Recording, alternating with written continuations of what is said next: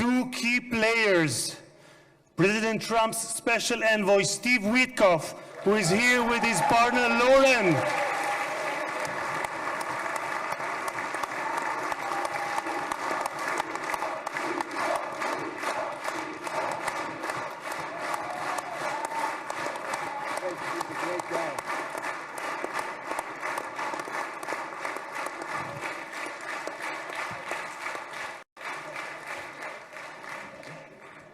And Jared Kushner, who is here with his wife, Ivanka.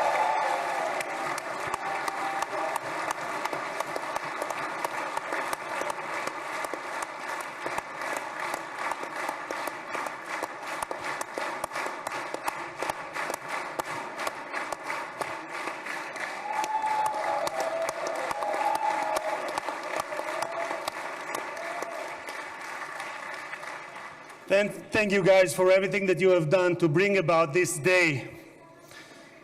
Ambassador of the United States to Israel, my dear friend and my absolute favorite rock star, Mike Huckabee. Do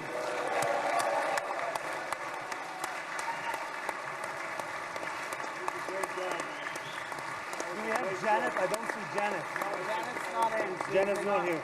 Okay. Okay. שגריר ישראל בארצות הברית, יחיאל לייטר.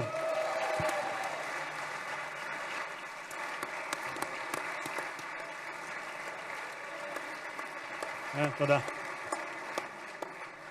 שגרירים וראשי משלחות זרות, ראש עיריית ירושלים, משה ליאון ורעייתו סתווית, סגל א' של המדינה, ראשי גופי הביטחון, אלה שנמצאים איתנו ואלה שבשטח, הרמטכ"ל רב אלוף אייל זמיר, the chief of staff,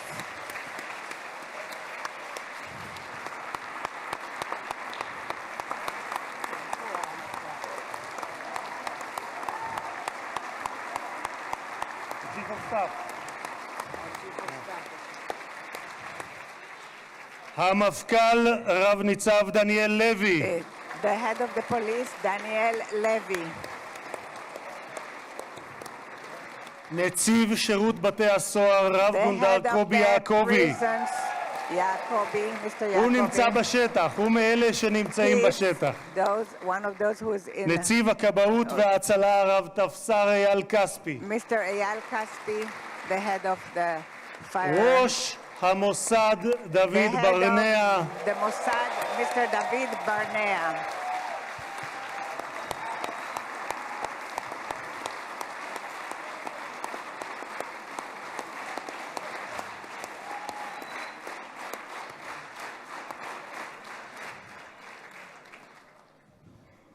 ראש שירות הביטחון הכללי, האלוף במילואים דוד זיני, בהצלחה. General Zini, the head of the General Security.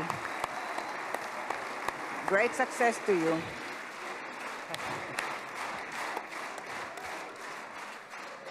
ראש מנהלת החטופים גל הירש. Mr. Gal Hirsch, the head of the headquarters for the abductees.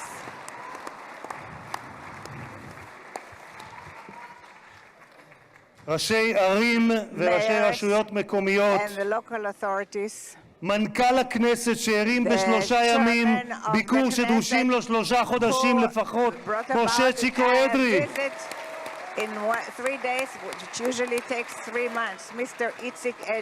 מזכיר הכנסת עורך הדין דן מרזוק, היועצת המשפטית לכנסת עורכת הדין שגית אפיק, קצין הכנסת ניצב יובל חן, חברי הנהלת הכנסת, משפחות חטופים, משפחות שכולות,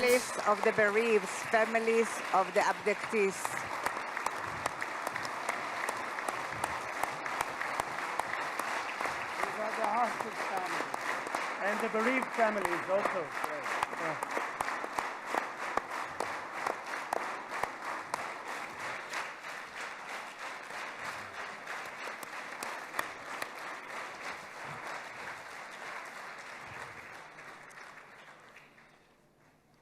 סגל א' של המדינה, מכובדים מהארץ ומהעולם, ואני פותר בזאת את הדוברים הבאים יזכו כל המכובדים.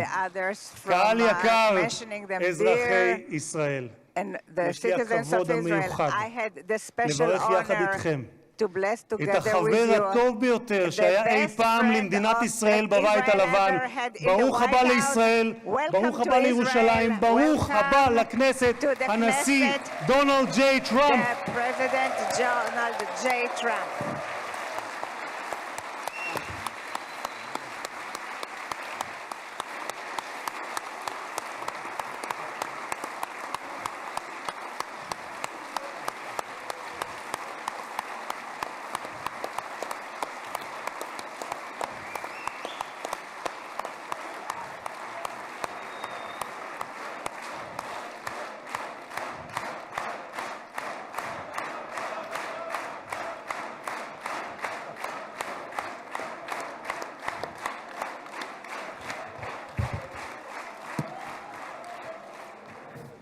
אדוני הנשיא, אני מבקש להודות לך על שהענקת לכנסת את הזכות והכבוד להיות הפרלמנט הראשון מחוץ לארצות הברית שאתה מבקר בו בכהונתך הנוכחית.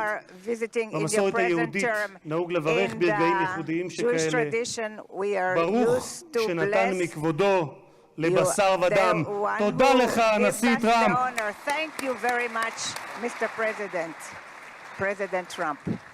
כבוד הנשיא, לפני 2000 שנה הוגלינו בכוח הזרוע מנחלת אבותינו, אבל בכל התפוצות בהן חיינו, מעולם לא שכחנו את ירושלים, הלב הפועם של העם היהודי מאז נוסדה כבירתו לפני 3,000 שנה, ואליה התפללנו שנה אחר שנה אחר שנה. ולפני 7 שנים היית אתה, הנשיא טראמפ, שבשם ארצות הברית של אמריקה הכרת בריבונות הישראלית על ירושלים.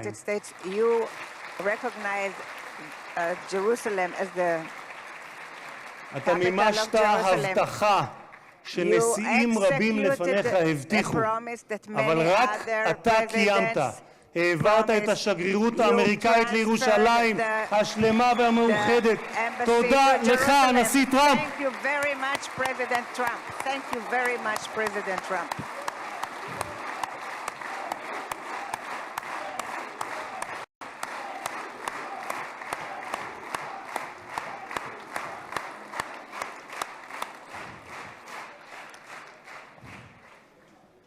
משחר הקמתה נאלצה מדינת ישראל להילחם, אך תמיד הושיטה את ידה לשלום.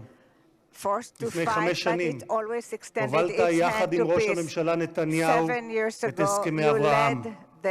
זכיתי, כן, מגיע. זכיתי לכהן בממשלה שחתמה עליהם. ולימים הם היו בעלי משמעות רבה עבורי גם ברמה האישית, משום שלפני 2.5 זכיתי להיות יושב ראש הכנסת הראשון המקבל הזמנה רשמית לבקר בפרלמנט של מדינה ערבית, וזו הייתה המדינה שבה שני הוריי שנמצאים כאן איתנו נולדו וגדלו, מרוקו. קירבת בין ישראל לבין 4 מדינות ערביות בהסכם שבבסיסו שלום תמורת שלום. תודה לך, הנשיא טראמפ. Thank you very much, President Trump.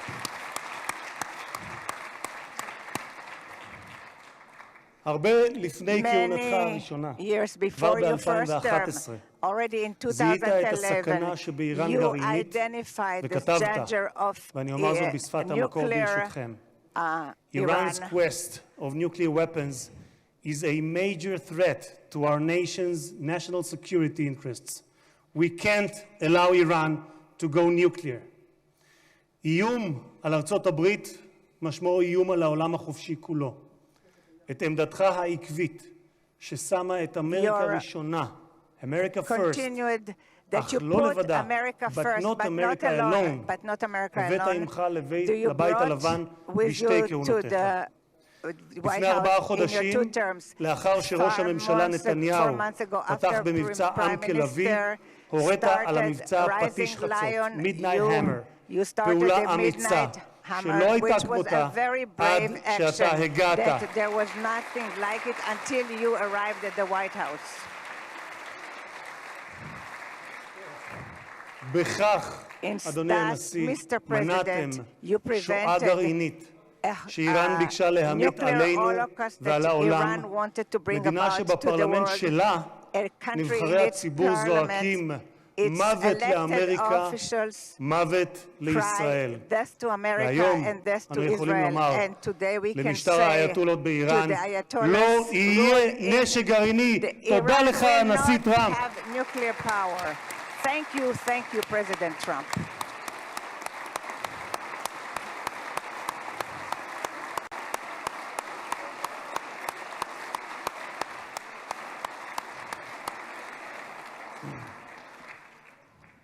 כבוד הנשיא, היום העם היהודי מציין את סיום חג הסוכות ומחר נציין את שמחת תורה. בשמחת תורה לפני שנתיים לא שמחנו. היה זה היום הקשה ביותר שחוותה מדינת ישראל משחר הקמתה והעם היהודי מאז השואה. עשרות פעמים הגעתי יחד עם מנהיגים זרים למקום הטבח. עם רבים מהם ישבתי לצפות בתיעוד המצולם של הזוועות שאני יודע שגם אתה ראית. שבועות ספורים לאחר ה-7 באוקטובר ליוויתי את ג'רד ואיוונקה שהגיעו לכאן לאזורים הקשים ביותר. ראינו את מה שקיווינו, היינו בקיבוץ כפר עזה ברעים, וראינו את מה שקיווינו שלא יחזור עוד בתולדות האנושות. מראות של פוגרומים, ילדים, נשים, קשישים, גברים, חיים שלווים שהיו ואינם עוד. השטן לא רק רצח, טבח, אנס ושרף רבים מאחינו ואחיותינו, הוא גם חטף אותם, מתים וחיים. מאז בני ישראל נלחמו את המלחמה הקשה, הארוכה וגם הצודקת בתולדותיהם. הפצע הזה של אחינו החטופים בשבי נותר פתוח ושותת דם מאז ה-7 באוקטובר, כאשר כל עם ישראל כאב את כאב החטופים ובני משפחותיהם, התלויים בין תקווה לייאוש, בין חיים למוות, עד הבוקר הזה. במשך שנתיים, במקום בו יושבים האורחים ביציע שמולנו, כבוד הנשיא, השקיפו מעלינו תמונות החטופים. הבוקר, לקראת האירוע ההיסטורי הזה, זכינו להוריד את התמונות עם חזרתם של החטופים למשפחותיהם. אני אעשה משהו ספונטני, אדוני הנשיא. את סיכת החטופים הזאת, בצבעי כחול לבן, קיבלתי מצביקה מור, אבא של איתן מור. אני מתכבד להוריד אותה, כי לפני רגע דיברתי עם צביקה, איתן כבר בידיהם, והם חוגגים את האיחוד הזה. תודה לך, הנשיא טראמפ. Thank you so much, President Trump. Thank you so much, President Trump.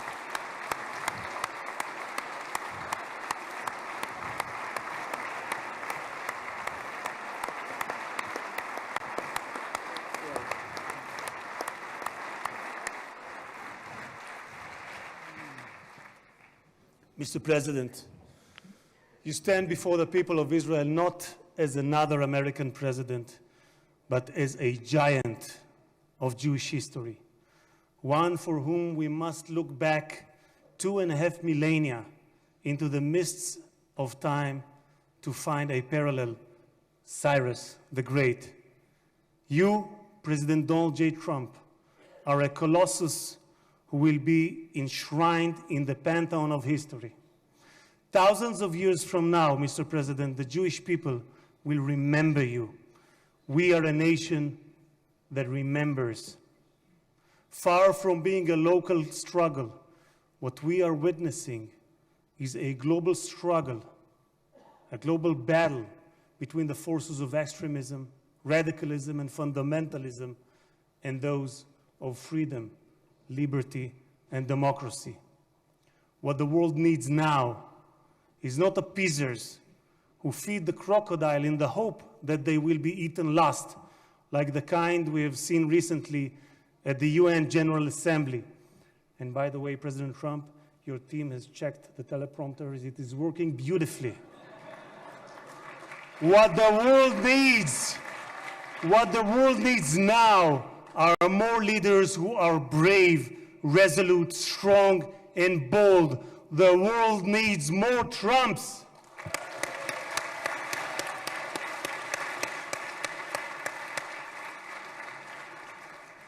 Mr. President, with your permission, I would like to take this moment to address Prime Minister Netanyahu.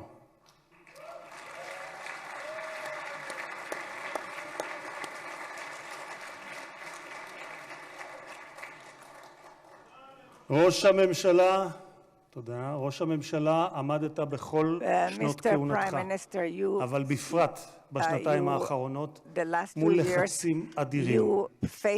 סטיב וויטקוף, שליחו המיוחד של הנשיא טראמפ, שלחם יחד איתך בשוחות על החזרת החטופים, אמר עליך, העבודה הקשה באמת הייתה של ראש הממשלה.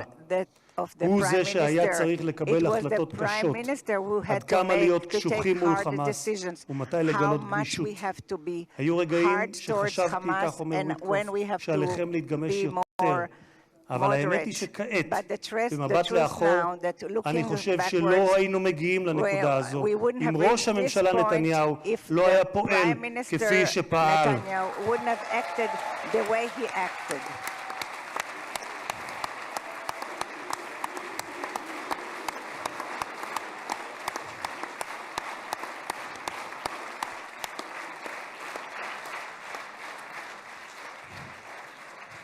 גם הנשיא שלי, ממשיך וויטקוף, גם הנשיא שלי, אתה אדוני, הנשיא טראמפ, מאמין בכך. הוא מאמין שראש הממשלה נתניהו קיבל החלטות קשות מאוד, והיו אנשים פחות אמיצים שלא היו מקבלים החלטות כאלה. והנה אנחנו כאן היום, משום שלחמאס לא הייתה ברירה, כך אומר וויטקוף. הם נאלצו להגיע להסכם הזה. הלחץ היה עצום ולכם יש צבא גדול. התקדמתם משמעותית בשטח וזה מה שהוביל להסכם הזה. כך אומר השליח וויטקוף. אדוני ראש הממשלה, אתמול בדרכו לישראל אמר הנשיא טראמפ שאתה הוא האיש הנכון. בזמן הנכון. ואני גאה לומר כאן, לעיני העולם, שבזכותך הגענו להישגים הרבים שאליהם הגענו. תודה לך, ראש הממשלה. Thank you so much, Mr. Prime Minister.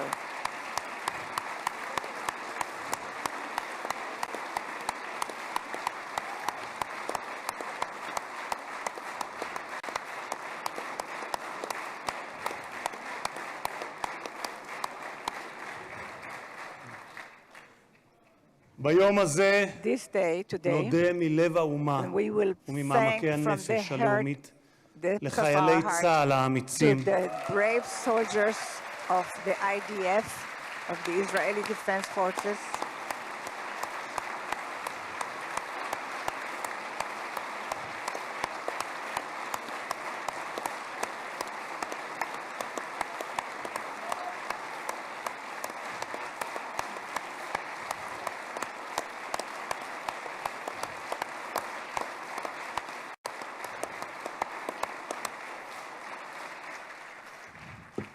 נודה לחיילי צה"ל האמיצים שהסתערו קדימה כאריות וסיכנו את חייהם כדי להגן על מדינת ישראל. רבים מהם נפלו והקריבו את חייהם למען המדינה שמרכינה את ראשה בפניהם ובפני משפחותיהם השכולות. דמם לא נשפך לשווא, כי בגבורתם ובהקרבתם הם הביאו לרגע הנשגב הזה, ושמותיהם ייוותרו חקוקים לעד בלב האומה.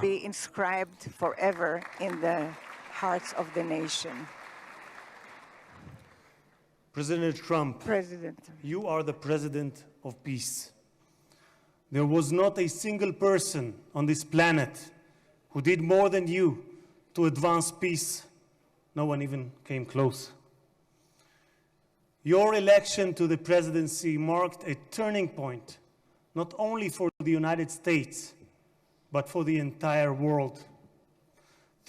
Through your strength of character and unwavering resolve, you brought an end to bloody conflicts in no fewer than 8 regions across the globe.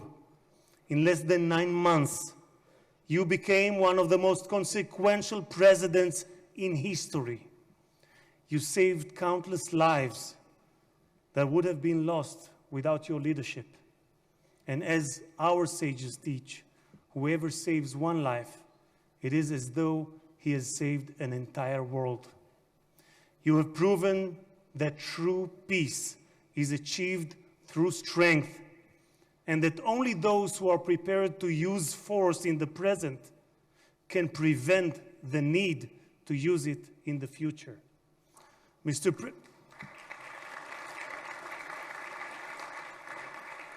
President, you, more than any other individual, are deserving of the highest recognition for your efforts in promoting peace.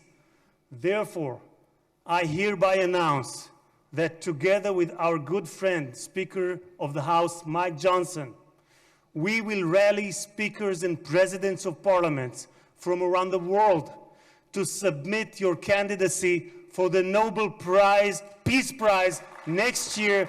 There is no one more deserving than you, President Trump. No one.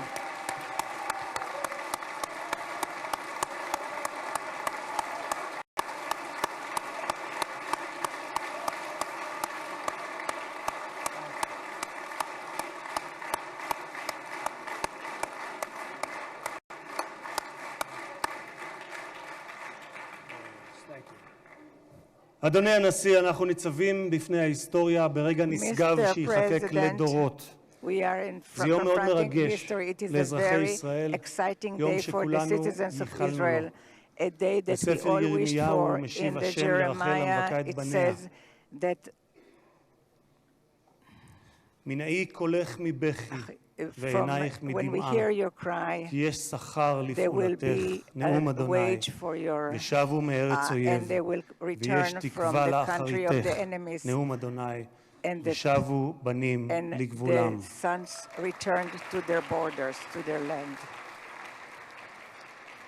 אני מבקש לאחל מכל ליבי החלמה מהירה ושלמה לפצועים ולחטופים השבים. כמה טוב שבאתם הביתה. How happy we are and how good it is that you are back home.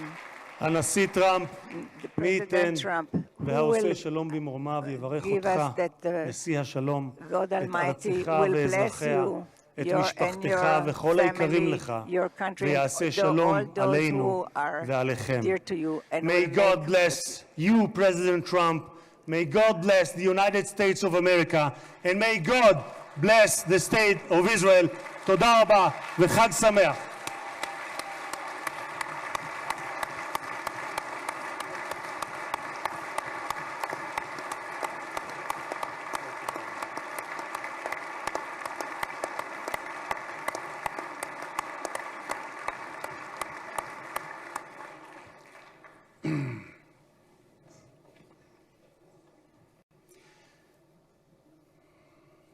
אני מתכבד להזמין כעת את ראש הממשלה, חבר הכנסת בנימין נתניהו, לשאת דברים. Benjamin Netanyahu, the Prime Minister, to say a few words.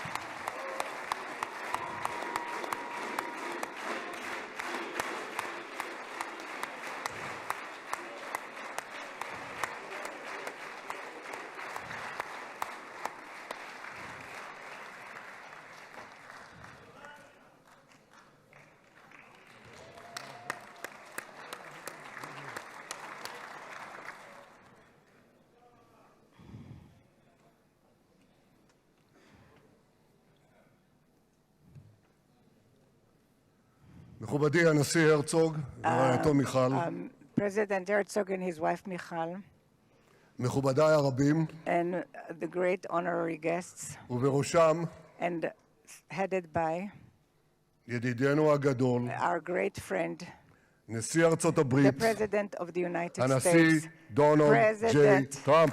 Donald J. Trump.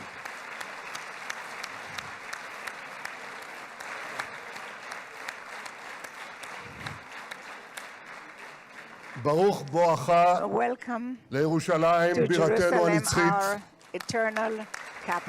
ברוך בואך לישראל. ביום המרגש הזה, in this moving day, exciting שיחקק day, בתולדות עמנו, that will be inscribed in the history וגם on אתה, the הנשיא, annals of Israel, and you too, Mr. תחקק President, בתולדות עמנו, will be inscribed in כבר the נחקקת history of בתולדות our nation, האנושות, and you are already inscribed אבל אנחנו, in the כפי history שנאמר, of the world. זוכרים את ידידינו, We remember our ואנחנו friends. יודעים We know את חלקך your החשוב part, your important והמכריע part, and the determined בהחזרת part יתרת חטופינו. of the return of the ביום הזה, hostages. In this day, שהתבשרנו עכשיו, when we רק were לפני שעה informed קלה, today, an hour ago, שכל חטופינו החיים that all our live שבו אלינו. hostages returned back to us. איזו התרגשות, What excitement. כמה חיכינו לרגע הזה, How long we've waited for ואנחנו this מחויבים moment, להחזיר את כולם. and we have committed ואני to רוצה return להודות לך באופן everyone. אישי, And I want to thank you ובשם האומה personally כולה. and on behalf of the whole תודה לך, nation. הנשיא טראמפ. Thank you, Mr. תודה לך. President Trump. Thank you, Mr. President.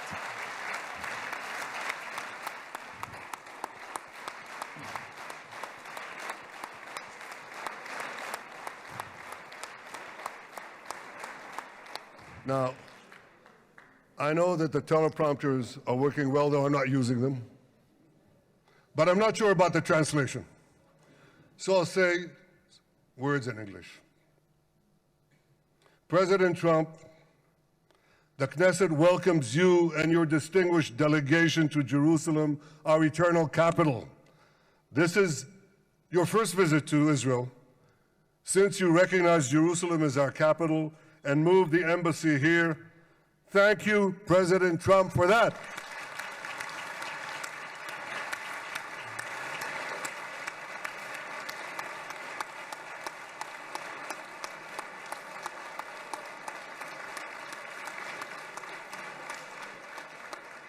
There are many other reasons to thank you since your last visit here. Thank you for recognizing Israeli sovereignty over the Golan Heights.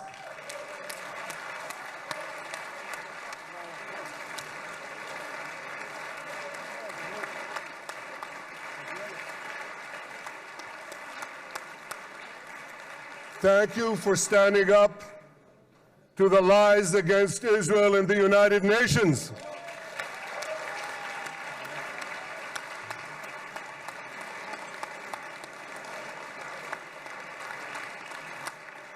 Thank you for recognizing in your 2020 peace plan our rights in Judea and Samaria, the ancestral homeland of the Jewish people.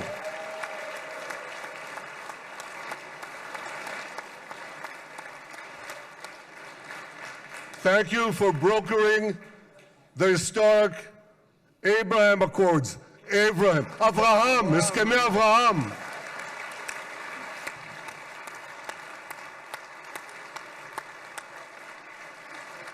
Thank you for withdrawing from the disastrous Iran nuclear deal.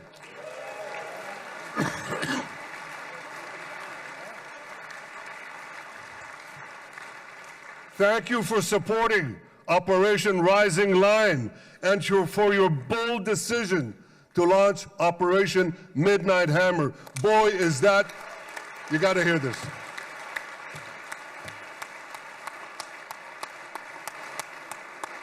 This is the most fitting name ever named for a military operation, because a little after midnight, you really hammered them.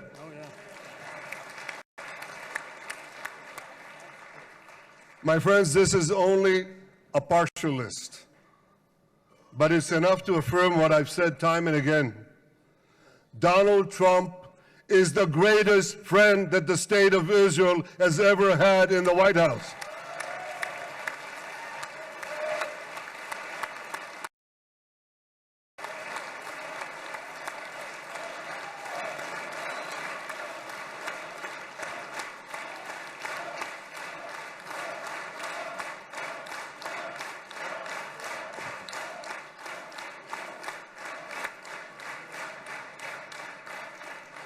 No American president has ever done more for Israel.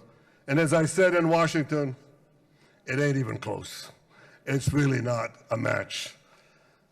Mr. President, today we welcome you here to thank you for your pivotal leadership in putting forward a proposal that got the backing of almost the entire world. A proposal that brings all our hostages home.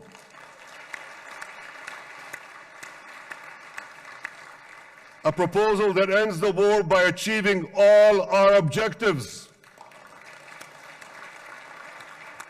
A proposal that opens the door to an historic expansion of peace in our region and beyond our region. Mr. President, you are committed to this peace. I am committed to this peace. And together, Mr. President, we will achieve this peace. We've done it before. We've done it before in the Abraham Accords, and we'll do it again. Mr. President, today the Jewish calendar marks the end of 2 years of war. That war began on October 7th, on the Jewish festival of Simchat Torah. You always tell me, and you tell the world, remember October 7th. Mr. President, we remember. We remember the thousands of Hamas terrorists who stormed into our towns and kibbutzim. We remember the 1,200 people Hamas savagely slaughtered in cold blood, including dozens and dozens of Americans.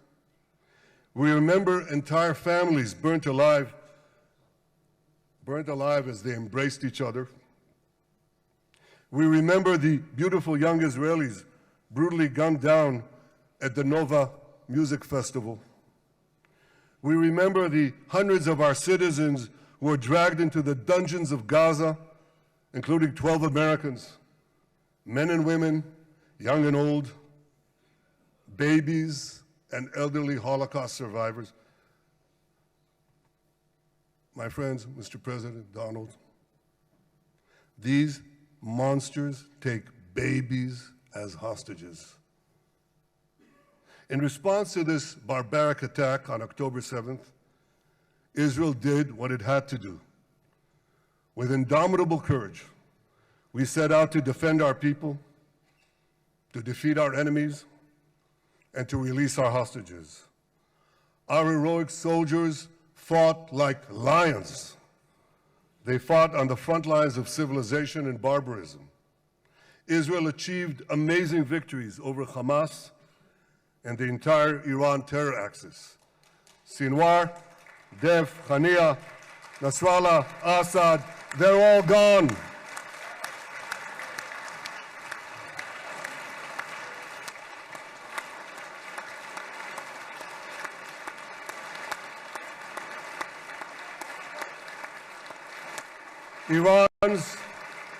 Iran's nuclear weapons and ballistic missile program, with your enormous help, Mr. President, rolled back. Half the Houthi leadership wiped out. But the price of this victory, the price of these victories, has been heavy. Nearly 2,000 of Israel's finest were lost, nearly half in battle. They left behind parents, spouses, siblings, and children. Their love and laughter, their promise and potential were lost forever. To the families of our fallen fighters, many of them are here, I say, I know the depth of your pain. I know the inconsolable grief that will accompany you for the rest of your lives. The state of Israel bows its head in eternal gratitude to our fallen heroes. Because of these heroes, our nation will survive. Because of these heroes, our nations will thrive. And because of these heroes, our nation will have peace. Mr. President, thousands of our brave soldiers were also wounded, suffering terrible blows to body and soul. brave soldiers like Ari Spitz. Ari is an American. Ari is an American Israeli who was injured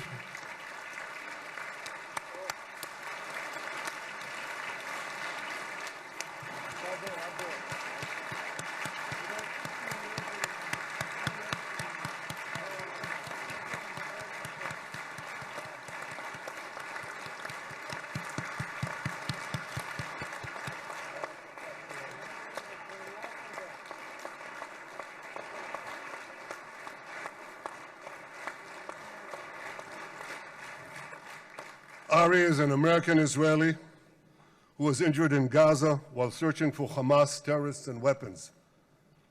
2 of Ari's comrades were killed in this action, and 10 were injured.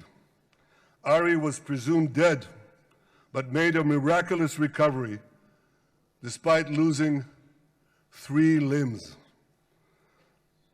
Ari, stand up for a minute alone. Stand up. There you go. There.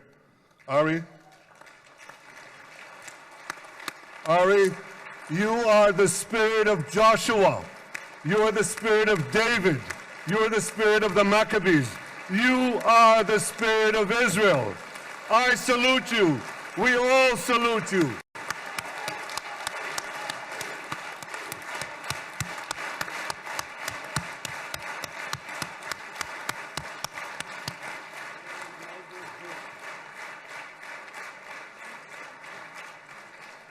Sabine Tassa of Kibbutz Netiv HaAsara is watching us today from the Israeli consulate in Los Angeles. Sabine lost her husband and her oldest son on October 7th. She is the mother of 3 other boys. 2 of them, Koren and Shai, witnessed their father jump on a Hamas grenade to save his 2 sons. We all saw the film of those 2 boys crying out in pain, "Father is dead. Why? Why did God save me?" Mr. President, my friend Donald, I've seen some very tough things in my life, but I couldn't bring myself to watch those boys suffering again. So I didn't see this film except once. Yet Sabine, their mother, has had the strength and fortitude to show this film across the world. And my wife Sarah and I asked her, "Sabine, how do you do it? Why do you do it?" And she answered, "I do it to show the entire world the monsters Israel is fighting and the justice of our cause." This is what she's doing once again in Los Angeles. Sabine, you can hear me now, so I want to tell you on behalf of all of us, you embody the spirit of our biblical heroines, Deborah, Ruth, and Esther. You too are the spirit of Israel, and we all salute you.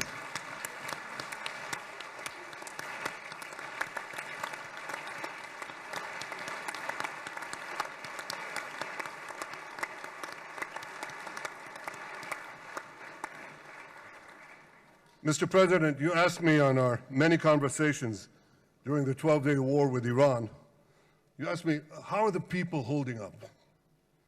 And I said to you, our people are strong. Israelis are a nation of lions with unlimited resolve to defend our country and secure our future. The people give strength to our soldiers, and the people give strength to me and to my colleagues.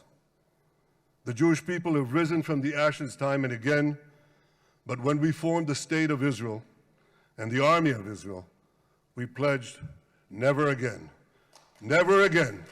would be defenseless against our enemies. And that resolute strength not only assures our survival, it assures our future, it assures peace. We have paid We've paid a high price for this war. But our enemies now understand just how powerful and just how determined Israel is. They understand that attacking Israel on October 7th was a catastrophic mistake. They understand that Israel is strong and that Israel is here to stay. And this, Mr. President, is the indispensable foundation of peace. Peace through strength. Ladies and gentlemen, this is a momentous day, a day of great joy as the remaining hostages come home. My wife Sarah and I have met with the hostage families many times. There were no words to describe their agony, only tears of bottomless sorrow and unimaginable pain. At the beginning of the war, I promised to bring all the hostages home. Today, with the indispensable help, the determined and focused help, the unremitting help of President Trump and his team, and with the incredible sacrifice and courage of the soldiers of Israel, we are fulfilling that promise.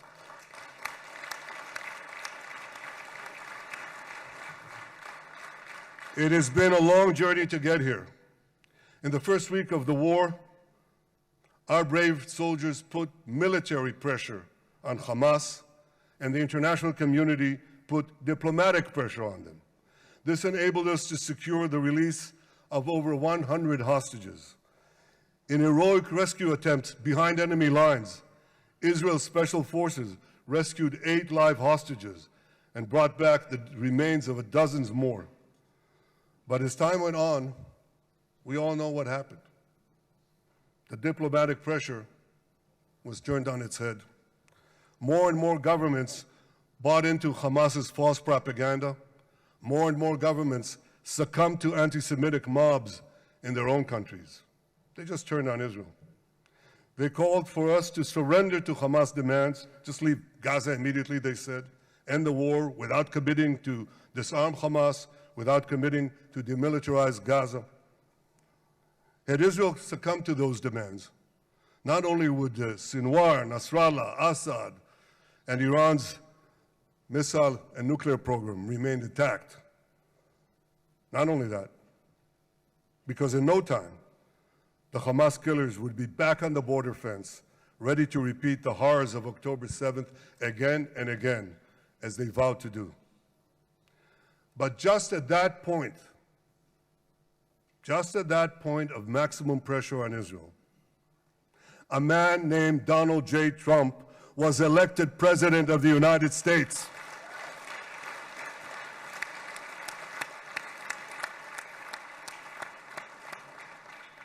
And ladies and gentlemen, overnight,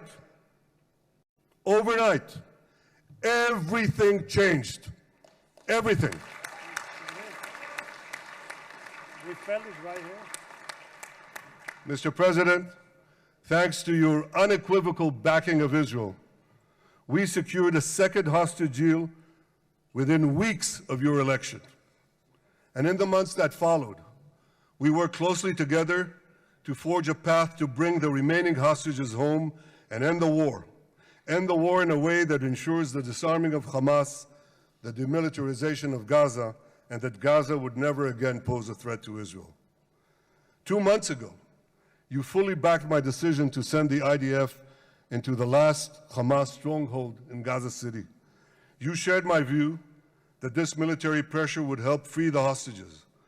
And despite all the criticism, all the naysayers, we were right. Hamas caved in. And 2 weeks ago, you succeeded in doing something miraculous. You succeeded in doing something that no one believed was possible. You brought most of the Arab world, you brought most of the world behind your proposal to free the hostages and end the war. I want to thank Steve Witkoff, Jared Kushner, and Ron Dermer for their great contribution to this effort.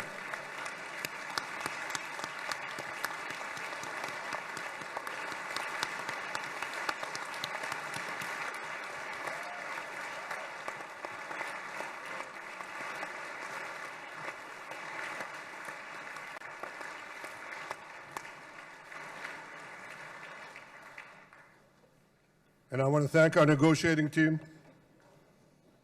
I believe that the close cooperation between the two of us, between our two nations, combining Israel's military pressure and President Trump's unmatched global leadership. I have to tell you, I've seen a lot of American presidents. I've seen them all in the time that I've been here, and I've been here quite a lot of time. I've never seen anyone move the world so quickly, so decisively, so resolutely as our friend President Donald J. Trump.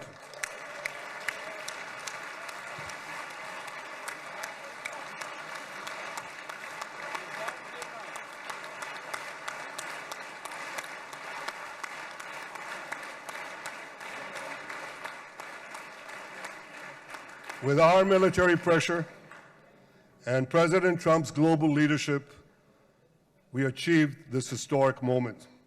It's a moment of indescribable joy as our nation embraces our sons who are coming home. Mr. President, this week,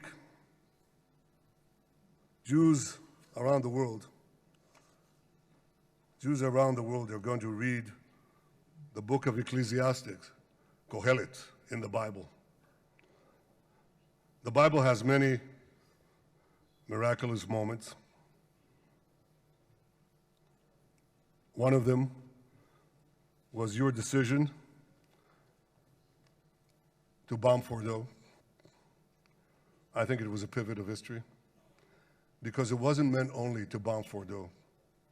That action and your previous action of taking out Qasem Soleimani, the architect of death, I think that changed the balance of power in the world. You brought America back again to the driver's seat.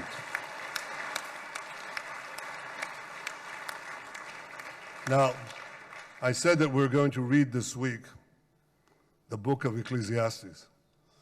It's not a book of action. It's a book of meditations, of thought, a perspective on life and on death. And in this book, we read the immortal words of King Solomon. To everything there is a season, and a time for every matter under heaven. Et milchama ve'et shalom. A time for peace and a time for war. The last 2 years have been a time of war. The coming years will hopefully be a time for peace.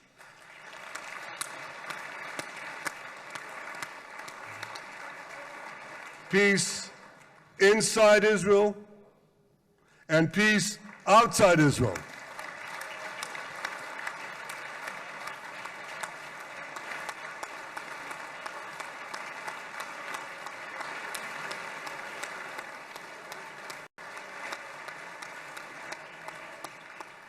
I look forward to continuing marching with you on the path we paved together with the Abraham Accords.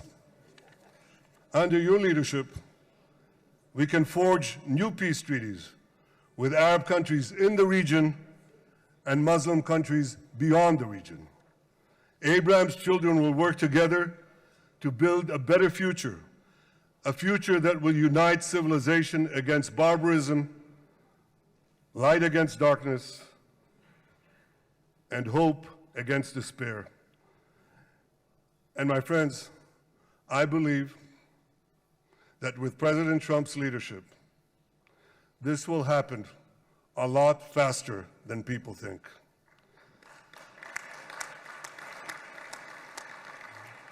As Prime Minister of Israel, I extend my hand to hold those who seek peace with us.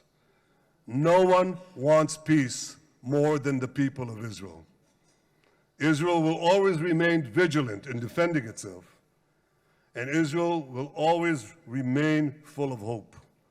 Hope is our national anthem. Hope is our creed. Hope is our strength.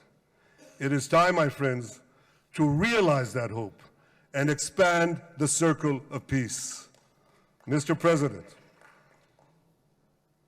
thank you for all you have done for us. I have submitted your nomination to be the first non-Israeli recipient of the Israel Prize, Israel's highest award. As to that other prize, just a question of time, you'll get it. But I want you to get the Israel Prize, our highest award, to our greatest friend.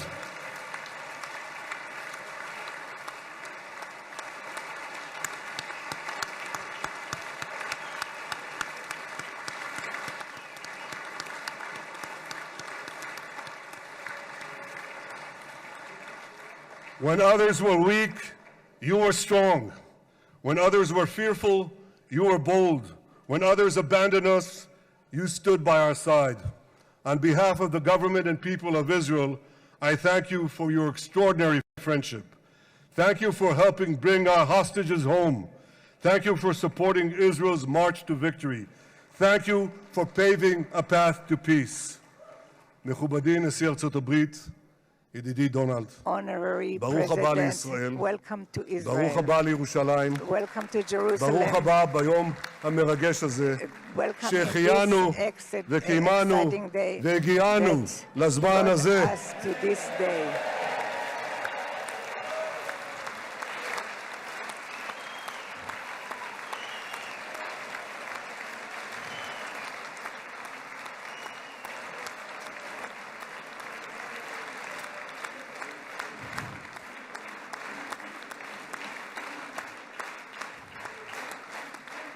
May God bless you and your family, Mr. President. May God bless America. May God bless Israel. And may God bless the covenant between our two promised lands. Thank you, Mr. President.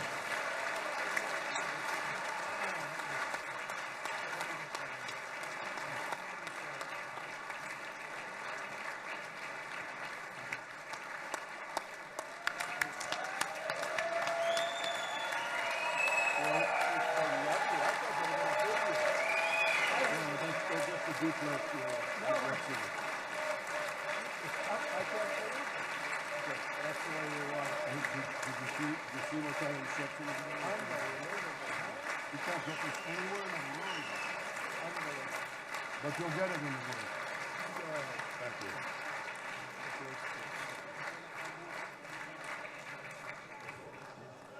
The president. Where? Oh, you're the last speaker.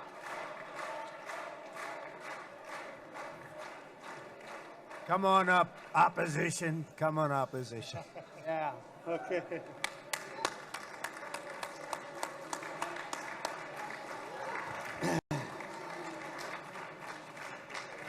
אני מתכבד להזמין כעת את ראש האופוזיציה, חבר הכנסת יאיר לפיד.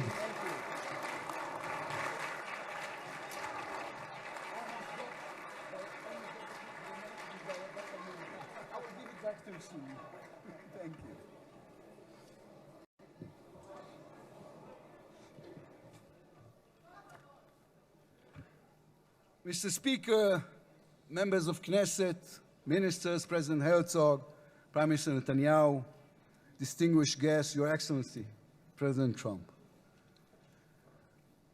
For 2 years, we waited for this moment. 2 years of sleepless nights, 2 years without air in our lungs. Our eyes are filled with tears today. Our hearts are filled with gratitude. Our children are coming home.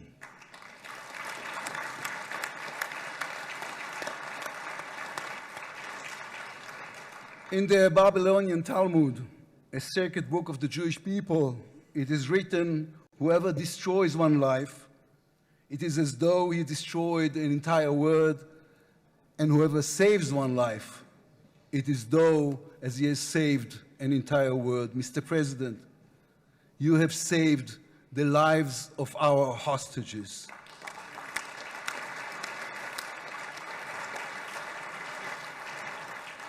But you saved so much more. You have saved the souls of the bereaved whose loved ones now will be brought home for burial. You have saved thousands of soldiers who will now not fall in battle. And you have saved millions from the horrors of war. You have saved more than one life, and each life is an entire world. This is a historic moment, and a reminder that history is shaped by people. It is shaped by those who know the past, but have the vision to change the future. When you were elected, you declared that you would be the president of peace. You have kept your word. The fact that you were not awarded the Nobel Peace Prize is a grave mistake by the committee. But they will have no choice, Mr. President. They will have to award it to you next year.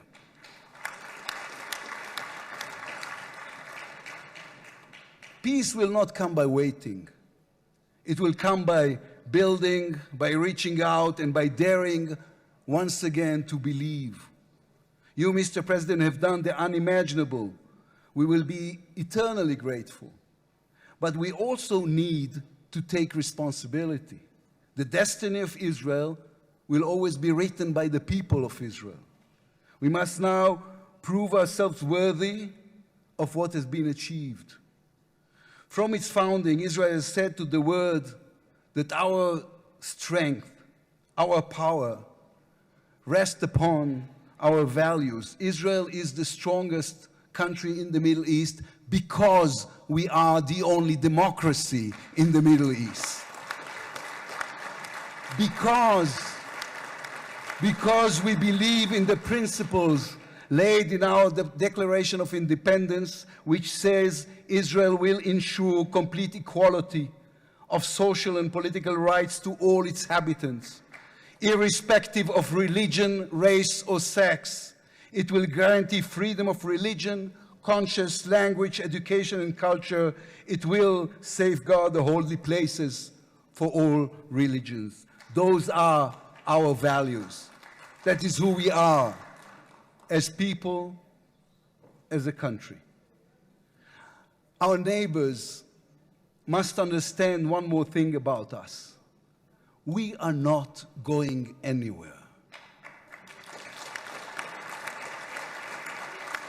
The Middle East is our home. We are here to stay. Our story did not end in the Bible. It began there. It continues in our laboratories and universities, in our innovation hubs. Hamas, Hezbollah, Iran, and the Houthis, they all read the wrong intelligence reports. The real intelligence report on Israel's intentions is found in the book of Genesis.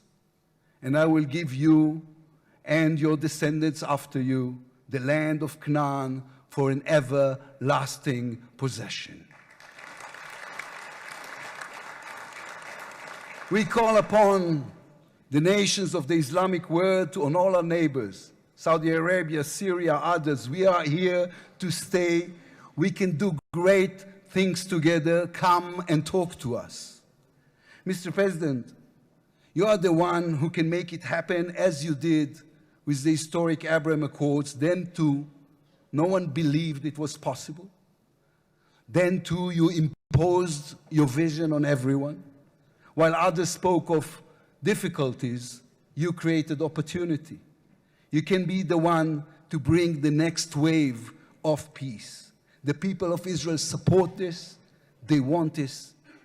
We are ready. And you can later today in Egypt with your unbelievably talented team, my friends, Steve Witkoff, Jared Kushner, Marco Rubio, Pete Hegseth, forge a regional alliance that will change not only the Middle East, but the entire world. After 2 years of war, the peoples of this region should look around and ask themselves, whose situation is better? Those who chose the path of peace or those who chose the path of war. Those who invested in their people, in the education of their children, in science and education and technology, or those who invested in hate and in violence. From here, I say to all those who demonstrated against Israel these past 2 years, on the streets of London and Rome, in Paris and in Columbia University. I do not represent the government. As you know, I am the leader of the opposition. And I tell you, then, you were deceived. You were deceived. Propaganda experts, funded by terror money, manipulated you. Now that the war has stopped, you have time and a chance to go and learn the facts. The truth is, there was no genocide, no intentional starvation.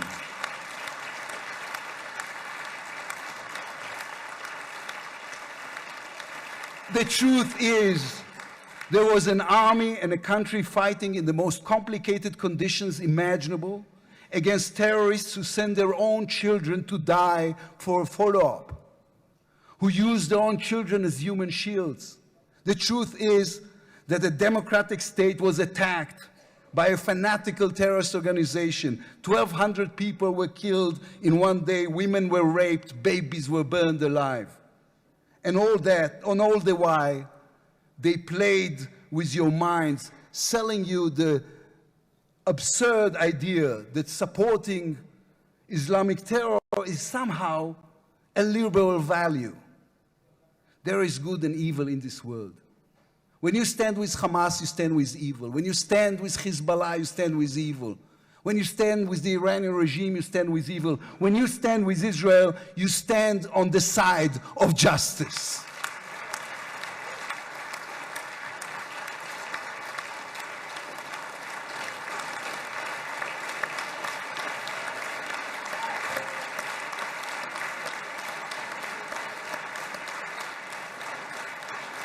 Last week I attended the 7th October memorial ceremony.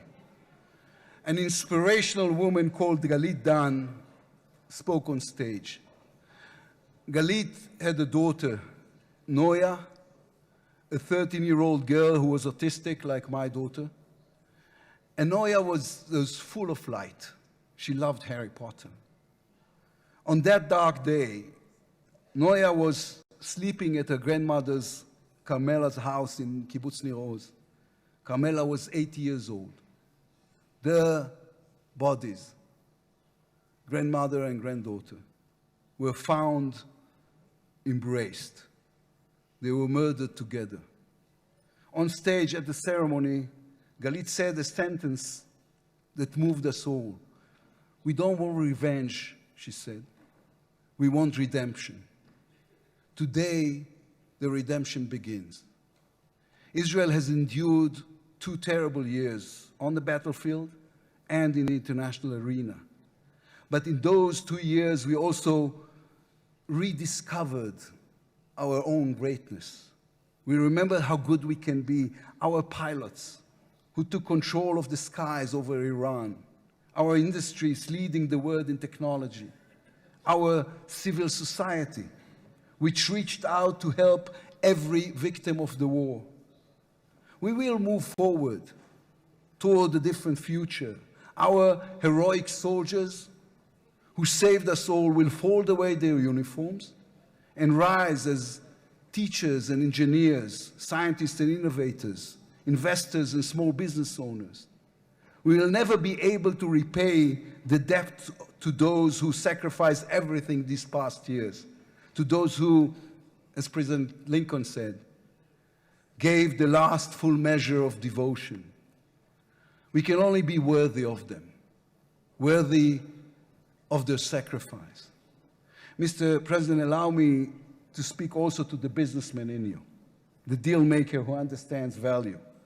If there were one stock in the world I would invest in today, it is the state of Israel. If there were one nation that deserves unrestricted access to GPU chips, to AI and SMR technologies, to American markets, It is the state of Israel. Israel's future is intertwined with our eternal alliance, our strategic and moral covenant with our greatest friends, the United States of America. This war is over. We will always need to stay vigilant, to guard against those who seek our destruction. But the state of Israel is about to reinvent itself. The challenges ahead demand not only strength, but a new vision. It's time to take a new path, to be a nation that is advanced and thriving and peace-seeking. We have waited for this moment, for the end of the war, for the return of the hostages, for the chance to rechannel our grief and loss into the energy needed to rebuild our nation. Thanks to you, Mr. President. Thanks to our soldiers, our lions. Thanks to the millions of great Israeli patriots who filled the streets and the square and never, not for one moment, gave up on the hostages. Thanks to all of them, the strength within us can now rise, succeed, and build for our future and for our children. Thank you very much. God bless the United States of America. Am Israel Chai.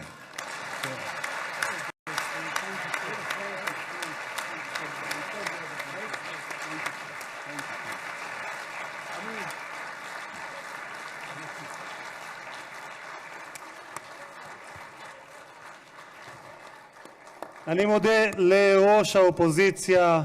I would like to thank the head of the opposition. Members of the Knesset. It is now my distinct honor to invite the President of the United States of America, His Excellency Donald J. Trump, to address the Knesset.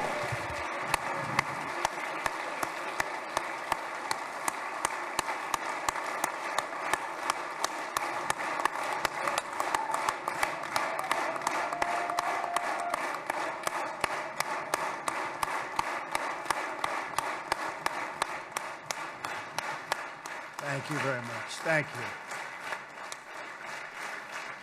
Thank you very much, everybody. It's a great honor. Nice place. Very nice place. Mr. President, Mr. Prime Minister, Mr. Speaker, esteemed members of the Knesset and cherished citizens of Israel, we gather on a day of profound joy, of soaring hope, of renewed faith, and above all, a day to give our deepest thanks to the Almighty God of Abraham, Isaac, and Jacob.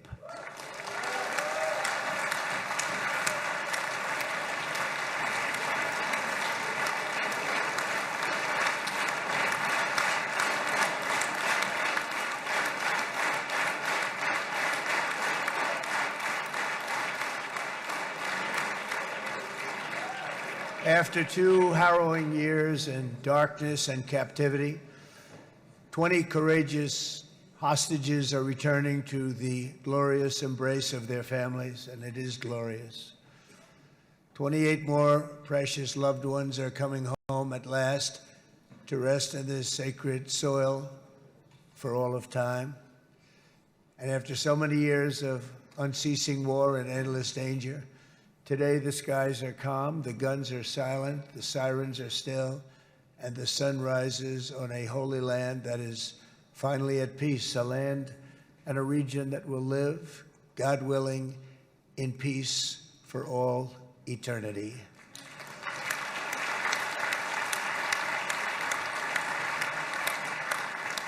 This is not only the end of a war, this is the end of an age of terror and death, and the beginning of the age of faith and hope and of God.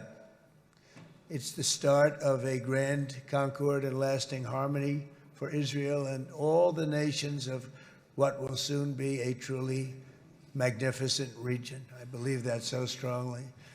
This is the historic dawn of a new Middle East, I want to express my gratitude to a man of exceptional courage and patriotism, whose partnership did so much to make this momentous day possible.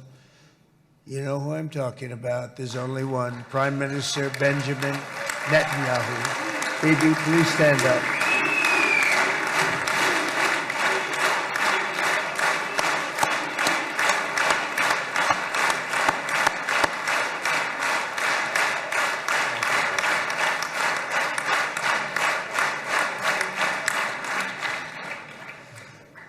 And he is not easy, I want to tell you.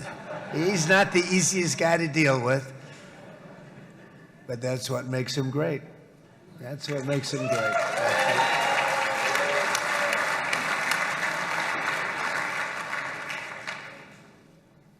Thank you very much, baby. Great job.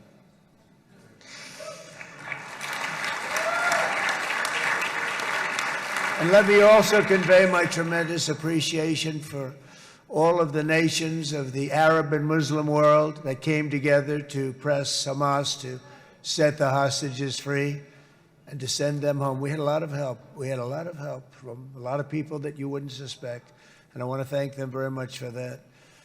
It's an incredible triumph for Israel and the world to have all of these nations working together as partners in peace. And it's pretty unusual for you to see that, but it happened in this case. This was a very unusual point in time, a brilliant point in time. Generations from now, this will be remembered as the moment that everything began to change, and change very much for the better. Like the USA right now, it will be the golden age of Israel and the golden age of the Middle East. It's going to work together. I'd like to thank several great American patriots for their invaluable help in getting something done that almost everyone thought was absolutely impossible. We were wasting our time. So many people said, "You're just wasting your time." But we weren't, because we had talented people working with us, and we had people that loved your country, and frankly, people that loved the region. They loved the Middle East. I want to thank my friend Steve Witkoff.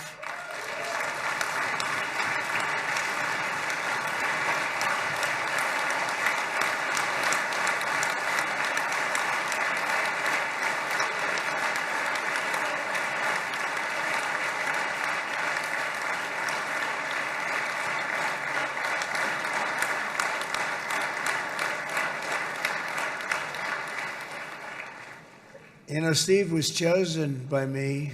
He never did this before, but I knew him as a few things. He was a great businessman, but I know a lot of great businessmen, to be honest with you. He had tremendous negotiating skills, but I know a lot of people that negotiate pretty well, although it is an art. But there are people that can negotiate pretty well. But most importantly with Steve, he's just a great guy. Everybody loved him. Everybody. I mean, I know some negotiators that are so good, but you wouldn't have had peace in the Middle East. You would be in World War III right now with some of these guys. Everybody loves Steve, and they respect him, and they somehow can relate to him. I've known him for many years, and I've seen it over and over again. להוציא את חבר הכנסת עודה, להוציא אותו מהאולם, להוציא אותו מיד, החוצה, החוצה. Please expel this Knesset member. Please expel this Knesset member. להוציא גם את חבר הכנסת כסיף. להוציא את חבר הכנסת כסיף מהאולם. Expel Knesset member Kasif out of the hall. Please expel him immediately.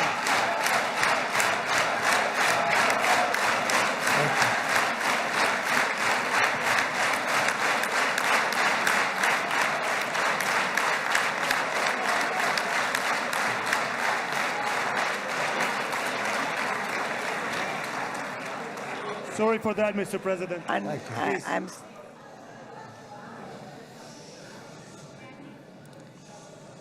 That was very efficient.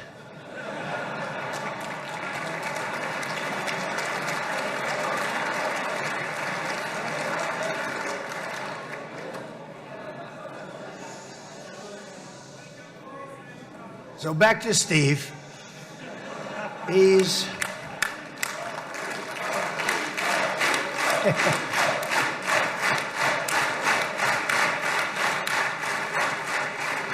But I tell one story because he was so involved, and then we called in Jared. We called, and we need that brain on occasion. We got to get Jared in here. We got to get a certain group of people. But Steve started this all by himself. I call him Henry Kissinger, who doesn't leak.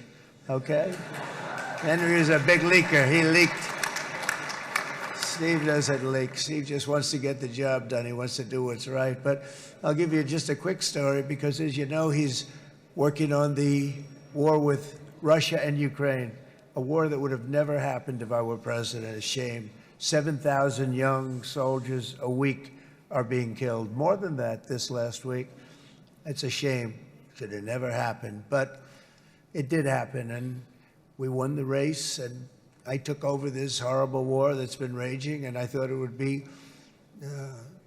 easily settled. I thought it was a hell of a lot easier than doing what we just did very successfully with Israel and a lot of other people. But this came first, and we'll get that one. But I set up a meeting for him to meet with President Putin, thinking it would be a 15 or a 20-minute meeting. Steve had no idea about Russia, had no idea about Putin too much, didn't know too much about politics, wasn't that interested. He was really good at real estate, but he had that quality that I was looking for, and I didn't see it around in too many ways. And I set up the meeting with Putin, and I called. I said, is Steve finished yet? That was about a half an hour into the meeting. No, sir, he's not. He's still inside. This is in Moscow. I said, well, how's he doing? I don't know, sir. He's still inside. I called up an hour later. Let me speak to Steve. Sir, he's still with Putin. He's with President Putin. I said, wow, that's a long meeting, 1 hour. I called up an hour later, he was still with Putin. 3 hours later, he was still with Putin. 4 hours later, he started to get the word that he was going to be coming out soon. And in 5 hours, he came out. I said, what the hell were you talking about for 5 hours? And he says, just a lot of interesting things. We're talking about a lot of interesting things, including what he went in there for, but you can't talk about it for 5. You can talk about it for a certain period of time, and you know what you're getting. But that's a talent. That's a talent where you can do that. Most people I'd send in, number one, they wouldn't be accepted. Number two, if they were the meeting would last 5 minutes. And that's what happens with Steve. Everybody loves him. They love him on this side. They love him on the other side. And he really is. He's a great negotiator because he's a great guy. So thank you very much, Steve. Very much.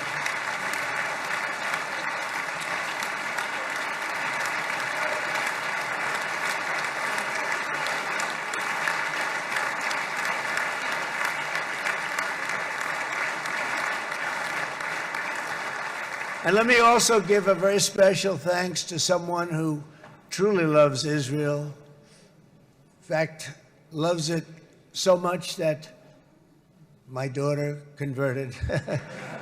My daughter converted. I didn't know this was going to happen. And Ivanka's here.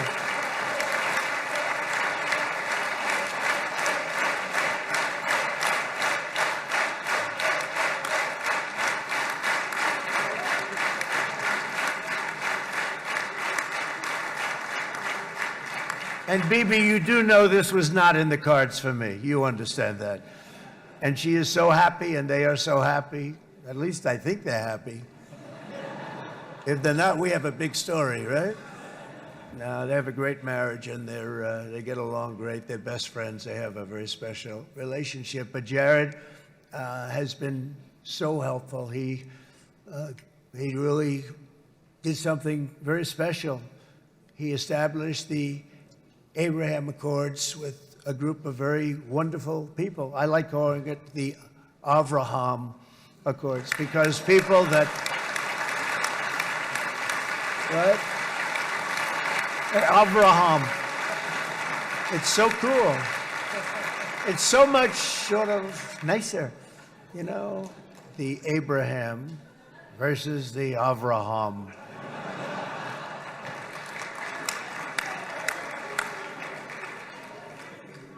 I just don't want to sound too sanctimonious when I do it. So, you know, I sort of split it up. This way we keep everybody happy. But we have some very great talent, and they have no excuses for anything that's taken place, because we had some unbelievably good people working on this. And then you're going to add a man named Marco Rubio, who is also here. That's right.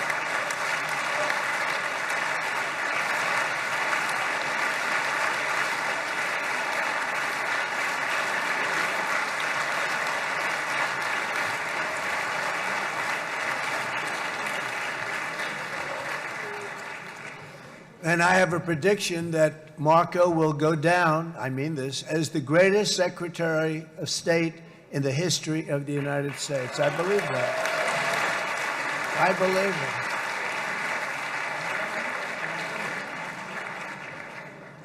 it. And he and I, you know, we really fought it out. You remember, he was tough.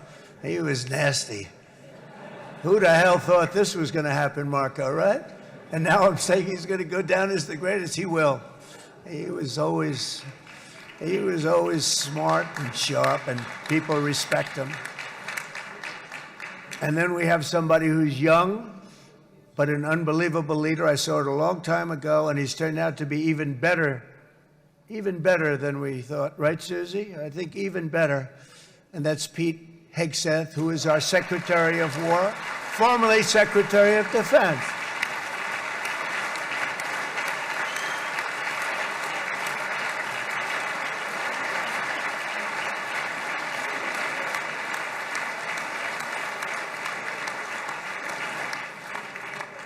And as you know, we decisively won World War I.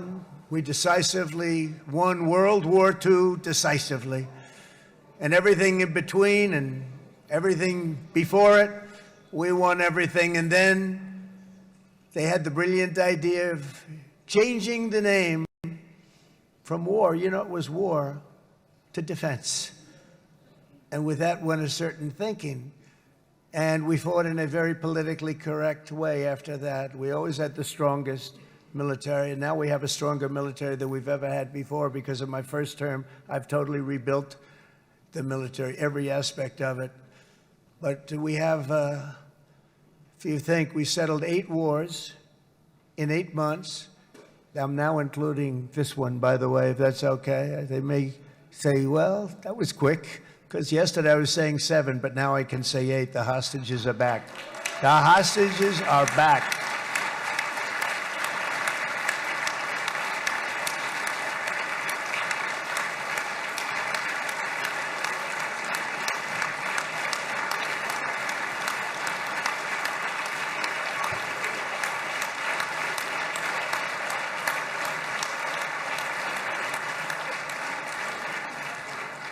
It is a good feeling. Isn't that nice to say? You know, I just said the hostage. First time I said the hostages are back. It feels so good to say it. But when you settle 8 wars in 8 months, that means you don't like war. Everyone thought I was going to be brutal. In fact, I remember Hillary Clinton during a debate, she said, look at him, he's going to go into war with everybody. And actually, she said, he's got a personality that's all about war. No, and my personality actually is all about stopping wars. And it seems to work. It seems to work. But it also means this name change and our attitude that we're not going to go into a war. But if we do, we're going to win that war like nobody has ever won a war before. We will not be politically correct, but we're not going to be there. And I think, you know, as you mentioned, Bibi, before, peace through strength. And that's what it's all about. The United States has the greatest and most powerful military in the, right now, history of the world. I can tell you we have weapons that nobody's ever dreamt of. I only hope we never have to use them. I rebuilt the military. I was proud to do it, but some of the things I hated to do.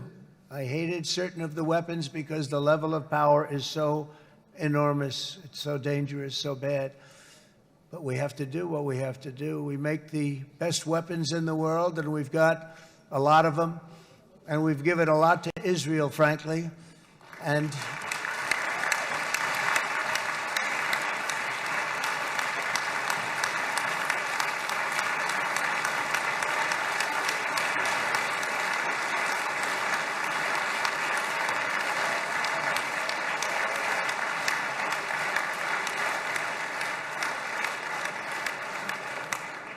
I mean, Bibi would call me so many times, can you get me this weapon, that weapon, that weapon? Some of them I never heard of, Bibi, and I made them. But we'd get them here, wouldn't we? And they are the best. They are the best. But you used them well. It also takes people that know how to use them. And you obviously used them very well. But so many that Israel became strong and powerful, which ultimately led to peace. That's what led to peace. So as we celebrate today, let us remember how this nightmare of depravity and death all began. 2 years ago, on the eve of the Simchat Torah holiday, thousands of innocent Israeli civilians were attacked by terrorists, and one of the most evil and heinous desecrations of innocent life the world has ever seen, the worst slaughter of Jews since the Holocaust. The cruelty of October 7th struck to the core of humanity itself. Nobody could believe what they were witnessing. The United States of America grieved alongside you, and we mourned for our own citizens who were so viciously taken that day. And to all the families whose lives were forever changed by the atrocities of that day, and all of the people of Israel, please know that America joins you in those two everlasting vows: never forget and never again.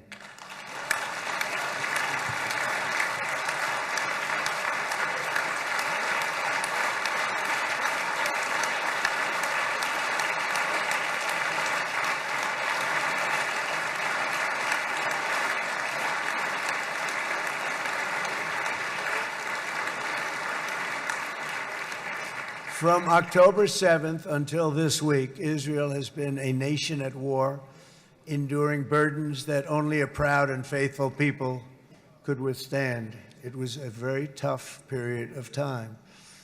For so many families across this land, it has been years since you've known a single day of true peace. But now at last, not only for Israelis, but also for Palestinians and for many others, the long and painful nightmare is finally over. And as the dust settles, the smoke fades, the debris is removed, and the ashes cleaned from the air, the day that breaks on a region transformed, and a beautiful and much brighter future appears suddenly within your reach. This is now a very exciting time for Israel and for the entire Middle East, because all across the Middle East, the forces of chaos, terror, and ruin that have plagued the region for decades now stand weakened, isolated, and totally defeated.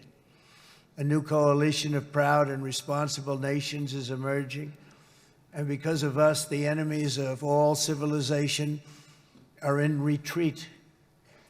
Thanks to the bravery and incredible skill of the Israeli Defense Forces and Operation Rising Lion,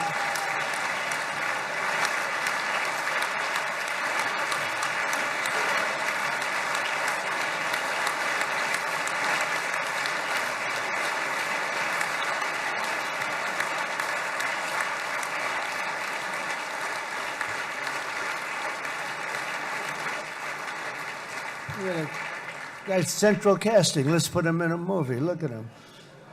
Great job. And my people loved working with you. Loved it. They worked so well together. But many of Iran's top terrorists, including nuclear scientists and commanders, have been extinguished from this earth. And with Operation Midnight Hammer, boy, that's a great name for that, what we did last June. The United States military flew 7 of those beautiful B-2 bombers. They look so beautiful all of a sudden. They were always, I thought they were pretty planes. I had no idea they could do what they did. In fact, we just ordered 28 more of them. A little updated version. We ordered a whole pile of them. And almost 100 other planes went with them, including fighter jets. We had 52 tankers, big, beautiful, brand new tankers that were loading them up 4 or 5 times. They've traveled 37 hours back and forth, think of that. But we had tankers all over the sky for all the other planes. We had the F-22s, the F-35s, F-16s. We had a hell of a lot of planes.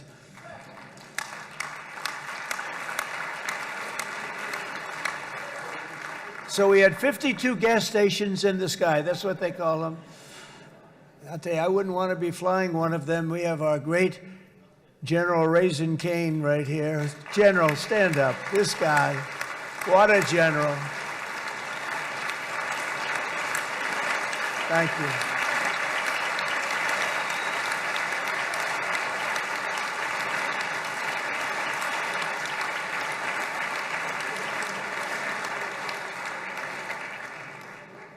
I asked General Cain, I said, you know, we're having problems with ISIS, and I was in Washington, and I asked, how long would it take to defeat ISIS? And my Washington generals told me, 3, 4, maybe 5 years, sir.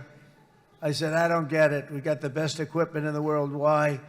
So I flew to Iraq, and I met with a man named Cain. He said, what's your first name? He said, they call me Raisin, sir. I said, wait a minute, your name is Raisin Cain? I've been looking for you for a long time. You gotta be kidding. So they told me 3, 4, 5 years to defeat ISIS. And I sit down with him and I say, why is it? I flew there in the dark of night. I landed, I'll never forget it. It was quite a trip. I'm glad I made it because I met him. I said, could I ask you, General? I come down. He said with another general and a sergeant. Everybody was like central casting. They could go into a movie right now. Between him and you guys over here, we could get rich making movies, okay? And they got along so great. That's the beautiful thing, that your military and our military, Bibi, got along so great. But what I was told by the television generals in Washington, we have the best equipment in the world. Why is it taking so long? And they said, 4 years. I said, so let me ask you, Raisin, how long would it take you to defeat ISIS? Sir, we can do it in 3 weeks, but you'll probably have some time left over. I said, you gotta be kidding. What the hell are you talking about? They said 4 years. I said, well, sir, look, it's not my place to say, but you're asking me the question. What you have to do is you hit him from the west, you hit him from the north, you hit him from the south, you hit him above, you hit him below. I said, so why didn't they do it? And he didn't want to speak badly of his superiors, which is hard to believe they were his superiors. It should have been the other way around a long time ago, because he's the one that did Operation Hammer. It was flawless. It was flawless. It was absolutely flawless. And I said, so you really think you can do it in 4 weeks? Yes, sir, 100%. You have to do it differently than they were doing it. They were using one base, and it was hundreds of miles away. And he says, we have all these portable bases all over the Middle East. And they didn't want to use them because they didn't want to offend the country where the portable, they wouldn't have even known what the hell the planes were going up, right? They wouldn't have known, but he said, no, they didn't want to defend anybody, offend anybody, and but we can do it in 4 weeks. I said, you sure about that? I'm going to call you back. I'll call you back on Monday. I'm going back to Washington. But you think 4 weeks? Yes, sir, I think we can do it in 4 weeks. We'll have time left over. So I call him on Monday. I said, you think you can do it? 4 weeks. I said, go ahead and do it. He did it. I'll tell you, he did it in 4 weeks, less than 4 weeks. So, General, stand up, please. Again, this is a real general. This is not a television general. He doesn't want to go on television.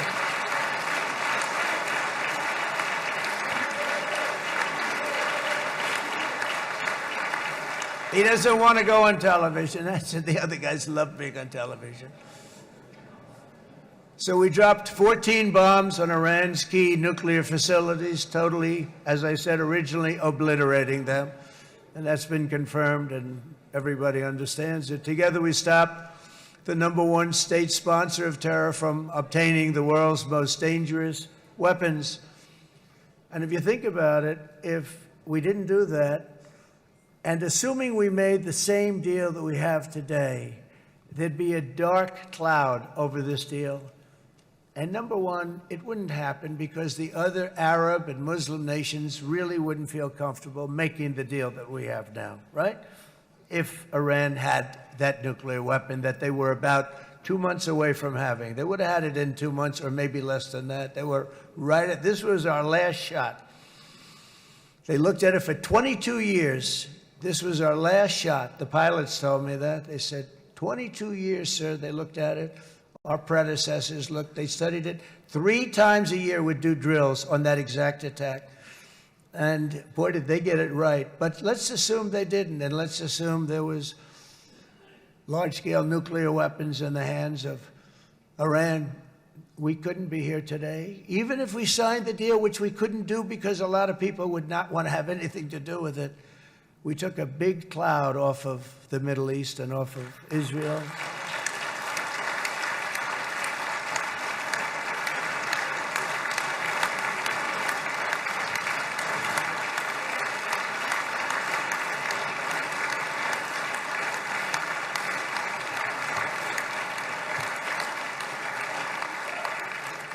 And it was my honor to help.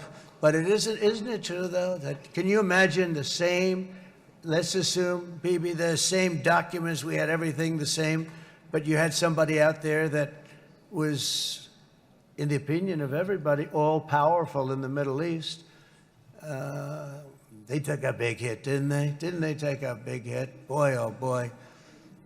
They got it from one side, from the other. And you know, it would be great if we could make a peace deal with them. And I think that's big. Would you be happy with that? Wouldn't it be nice, I think? Because I think they want to. I think they're tired. Somebody said, sir, they're starting their nuclear program again. I said, let me tell you something. They're not starting anything. They want to survive. The last thing they want to do is start digging holes again in mountains that just got blown up and start. They're not doing it. They want to survive, okay? But I think we have a chance. Steve, you, and I think Jared, come on, I'll call you back for another one. We always bring Jared when we want to get that deal closed. We bring Jared, but Steve, you and Jared and the General and Pete and Marco, you'll get that deal done easy. I think that'll be easy. But first we have to get Russia done. We got to get that one done. If you don't mind, Steve, let's focus on Russia first, all right? We'll get it done. In Lebanon, the dagger of Hezbollah, long aimed at Israel's throat, has been totally shattered. My administration is actively supporting the new president of Lebanon in his mission to permanently disarm Hezbollah's terror brigades. He's doing very well. And build a thriving state at peace with its neighbors. And you're very much in favor of that, I know. And it's good things are happening there, really good things. And with this week's ceasefire, we've achieved the most challenging breakthrough of them all. The most challenging breakthrough maybe ever. I mean, I've never seen anything like it. I've been involved in a lot of success. I have never seen anything like what's going on today all over the world. People are dancing in the streets, not just in Israel. They're dancing in the streets of countries that would have never danced in the street about what's happening today. They're dancing in those streets. So this long and difficult war has now ended. You know, some people say 3,000 years, some people say 500 years, whatever it is. It's the granddaddy of them all. And in an unprecedented achievement, virtually the entire region has endorsed the plan that Gaza will be immediately demilitarized, that Hamas will be disarmed, and Israel's security will no longer be threatened in any way, shape, or form.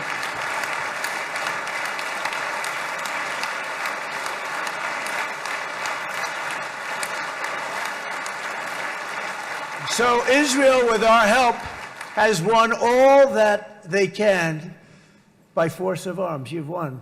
I mean, you've won.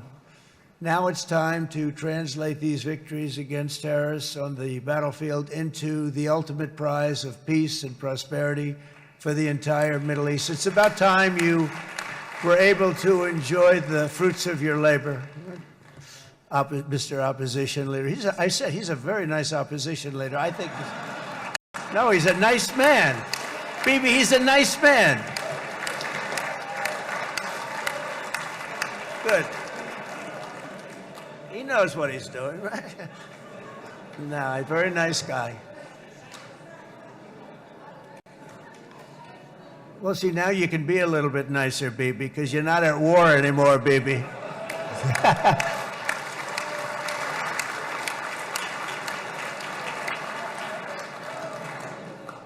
But only by embracing the opportunities of this moment can we achieve our goal of ensuring that the horrors of recent years will never happen again. You don't want to have to go through this again. 8 years ago, I came to this region on a very special first trip abroad as the President of the United States. I came here very early at your request. I addressed the leaders of the Arab and Muslim world gathered in Saudi Arabia and said that it was time to build a future free of the grip of extremism and terror. And interestingly, right now, as soon as I'm finished, I'm quite late. You've kept me quite late between opposition leaders and Bibi's brilliant but very long speech. I thought I was going to run up here, make a speech, and then head to Egypt. It didn't work out, though. And you made a pretty long one, too, sir.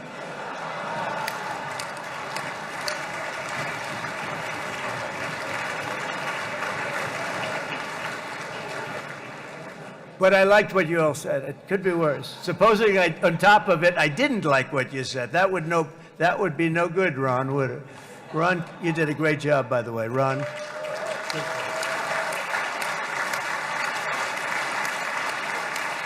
Yeah.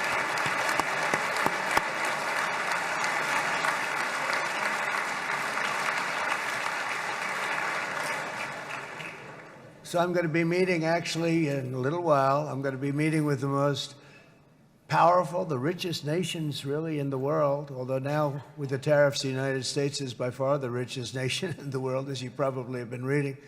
But the richest nations, most powerful nations, you know, tremendous, headed by some tremendous people in many cases. Some cases I wouldn't say necessarily I would endorse, but I will tell you some incredible people that really helped us make this all possible. So I'll be going there. I'll be quite late. They might not be there by the time I get there, but we're going to give it a shot. But the journey we started back then led to the crushing defeat of the ISIS caliphate, to the monumental Abraham Accords, and ultimately to the historic ceasefire this week, in which many of those same nations really played a very pivotal role, I have to tell you. Steve will tell you that. Jared will tell you that. Together, we've shown that peace is not just a hope that we can dream about. It's a reality we can build upon day by day, person by person, and nation by nation.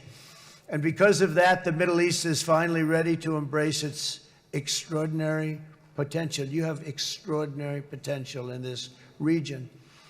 It should now be clear to everyone throughout the region that decades of fomenting terrorism and extremism, jihadism and anti-Semitism have not worked. They haven't worked. They've been a disaster.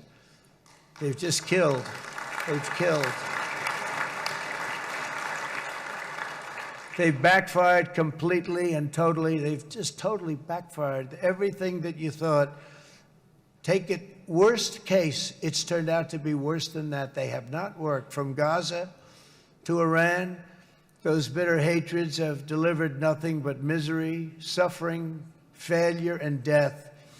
They've served not to weaken Israel, but to annihilate the very forces that did the most to foment this hatred. And it's really, I mean, everybody that's tried it has become irrelevant. Meanwhile, we've seen those nations that set aside their differences, reached across ancient divides, and pursued engagement are now among the most successful in the region. They're getting along with Israel, and they're doing great.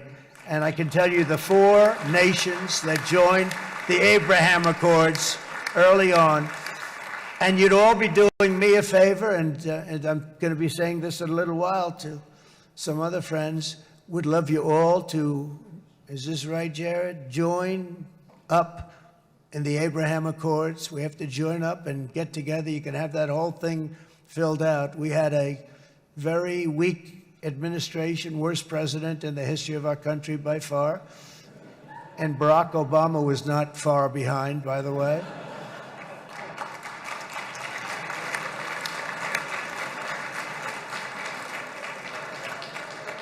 And they did nothing with this incredible document, the Abraham Accords, but now you can fill them up. Now you have peace, you have people that really like Israel. I'll tell you what, and they like Israel a lot more today than they did even 5 weeks ago. You've made a lot of, you've come back strong, because it was getting to be a little nasty out there in the world, and ultimately the world wins. You can't beat the world always. I would say to Bibi, it's now time, and he understood it better than anybody, because ultimately, you know, the world's a very big place. And I've said a lot. I said, this piece of land is very small. It's unbelievable what you've done with that tiny, you look at a map even of just, not the world, the Middle East, and you have this little dot. And think of what you've done. It's incredible. It's incredible.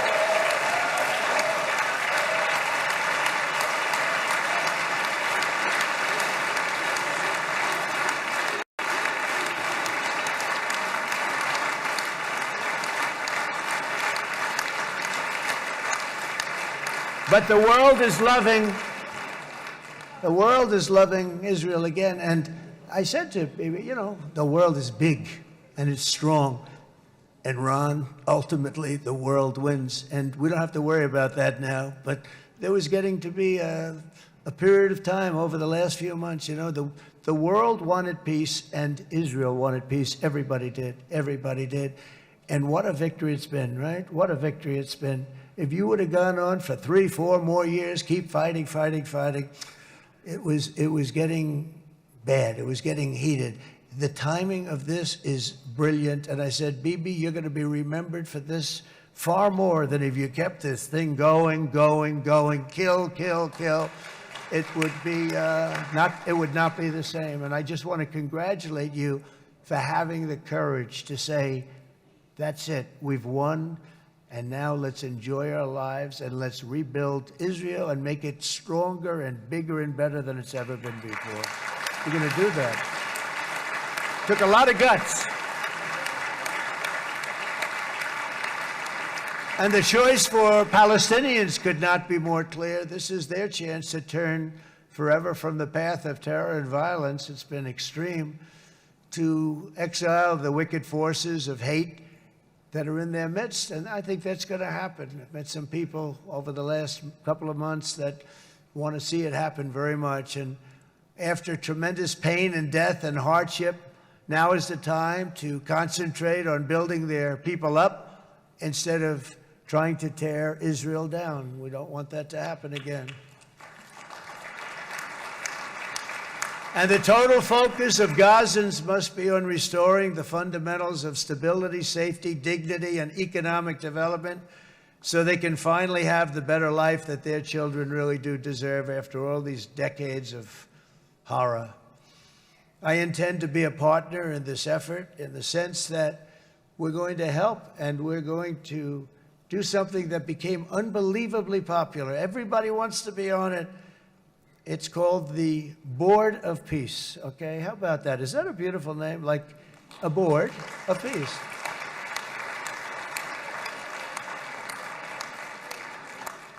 The only bad thing from my standpoint, every single nation involved has asked me to be the chair, and I'll tell you, I'm very busy. I didn't count on that, but you know what? If we do it, we'll do it right. And we have unbelievable power and wealth, because you're going to need wealth. You're going to need wealth to rebuild things.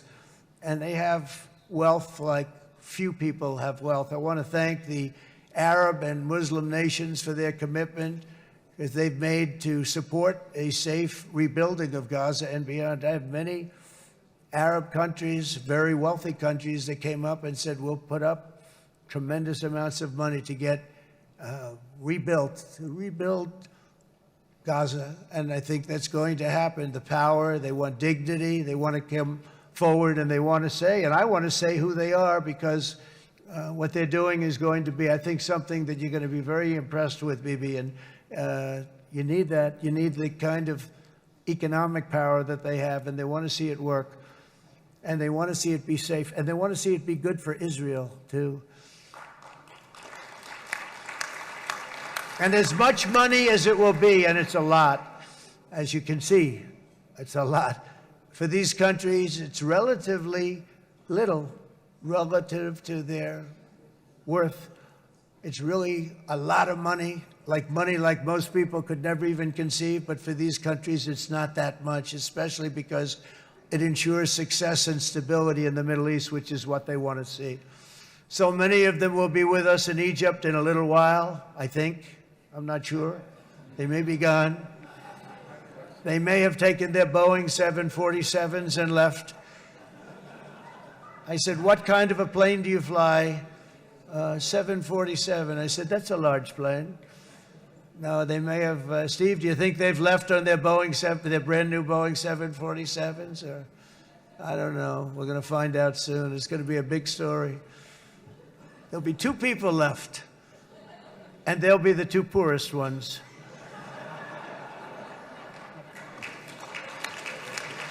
But it will be the wealthiest and most powerful group of nations. So the group that we have assembled, that's waiting for us, is the wealthiest and most powerful group ever assembled at one time. There has never been a group like this. And they're only looking for good. They want good. They're going to do good. And as those commitments are made, I'm going to let the world know who's doing it, because they really deserve to get the credit. And some of them probably won't want the credit, but they deserve it. It's more obvious than ever that the productive and responsible nations of this region should not be enemies or adversaries. You should be partners and eventually even friends, and that's what's going to happen. I know it.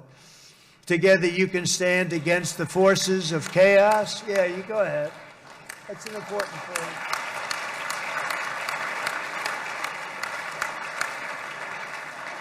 Because you can stand against the forces of chaos that threaten all of your interests, and it's always a big threat, and unleash incredible prosperity and opportunity for all the people of these lands. And that's what's going to happen. You're going to unleash numbers and success, the likes of which Israel has never been able to think of, because you're so firm, and you should be, and you've done the right thing in defending yourself.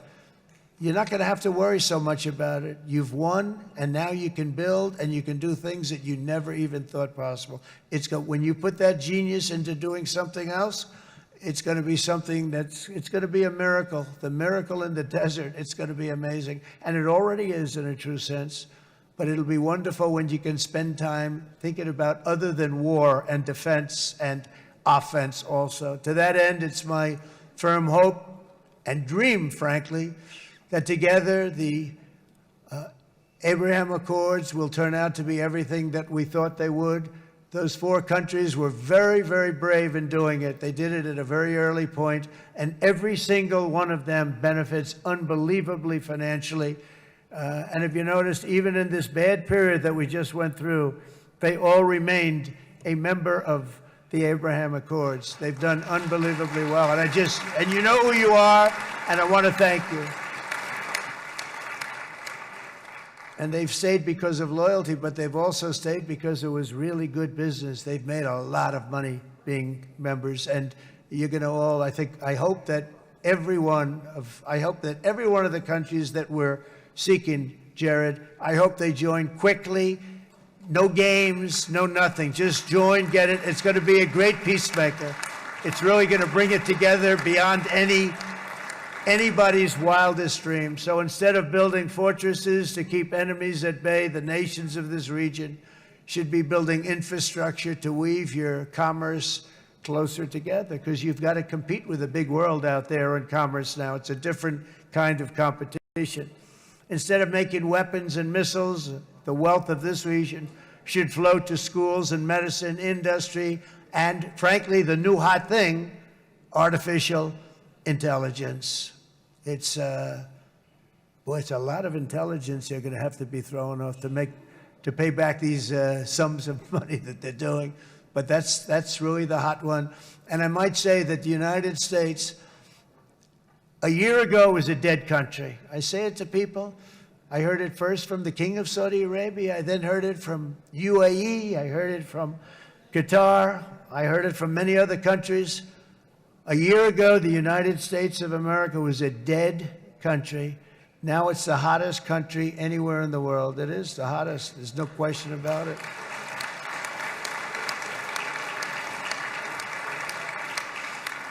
In fact, if you go back a year ago, before the election, although once we had November 5th, we became hot because people got it. I would say November 5th was a time that we became really hot. But once you go back a couple of years, if I were in charge and the country was doing what they were, nobody was going to ask me to speak. Nobody asked Joe Biden to come up and speak, I guarantee you that. And if they did, he would have turned them down, I promise you. He didn't speak. He didn't speak, and he didn't speak well. But all of the countries in the Middle East, it could have, what we're doing now, it could have happened a long time ago, but it was strangled and set back almost irretrievably by the administrations of Barack Obama and then Joe Biden. There was a hatred toward Israel. There was an absolute hatred. The setbacks really started when President Obama signed the Iran nuclear deal. This was a disaster for Israel, and it was a disaster for everyone. And I remember that Bibi Netanyahu came to the United States and worked so hard to try and get Obama not to do that deal.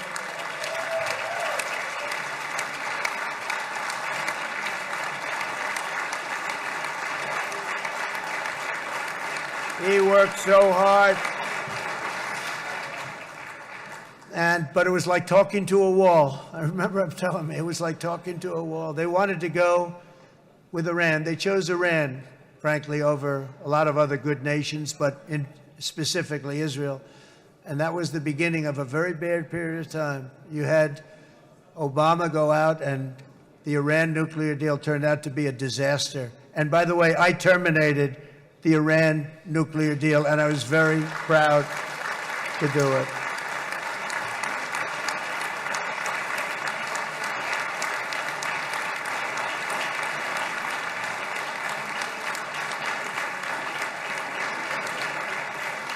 Yet even to Iran, whose regime has inflicted so much death on the Middle East, the hand of friendship and cooperation is open. I'm telling you, they want to make a deal.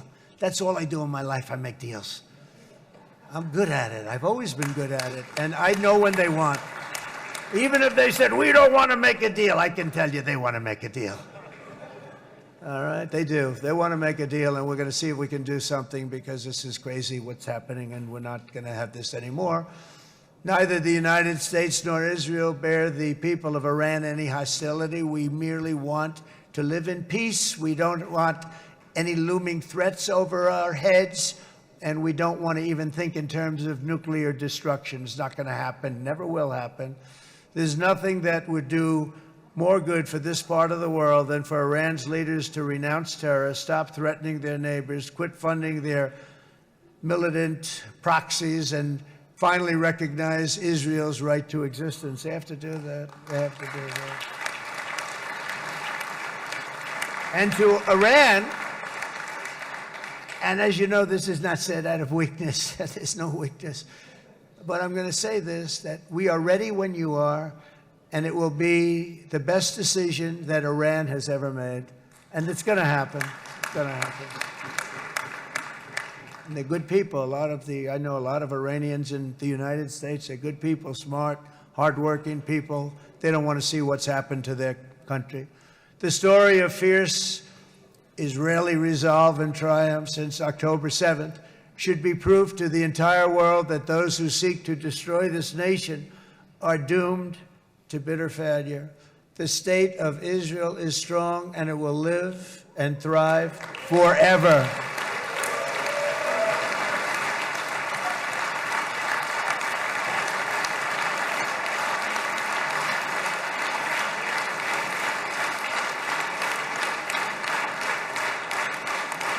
And that is why Israel will always remain a vital ally of the United States of America.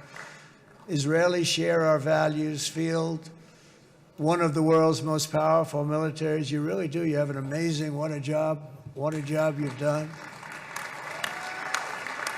And have one of the most innovative economies on earth. Those are just a few of the reasons why I'm proud to be the best friend that Israel has ever had. And they all say it. In the White House. They all say it. I guess it's true because everybody says it, Bibi. You said it today. Thank you. But as president, I terminated the disastrous Iran nuclear deal, and ultimately I terminated Iran's nuclear program with things called B-2 bombers. It was swift, and it was accurate, and it was a military beauty. I authorized the spending of billions of dollars, which went to Israel's defense, as you know. And after years of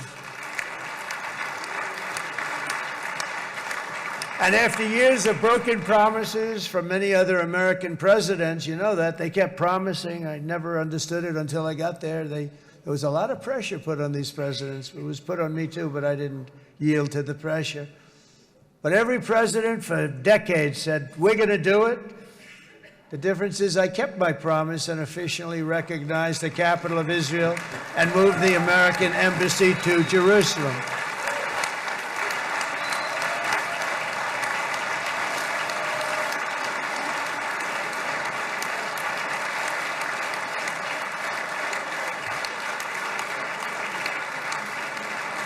Isn't that right, Miriam? Look at Miriam. She's back there. Stand up, Miriam. Stand up.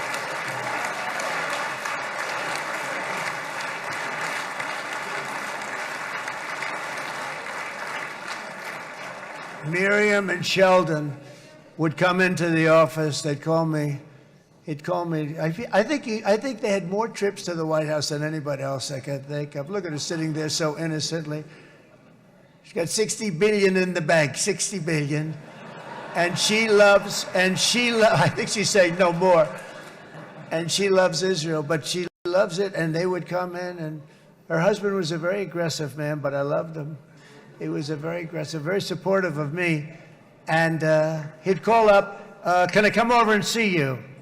I say, Sheldon, I'm the president of the United States. It doesn't work that way. He'd come in, but they were very responsible for so much, including getting me thinking about Golan Heights, which is probably one of the greatest things to ever happen to Israel.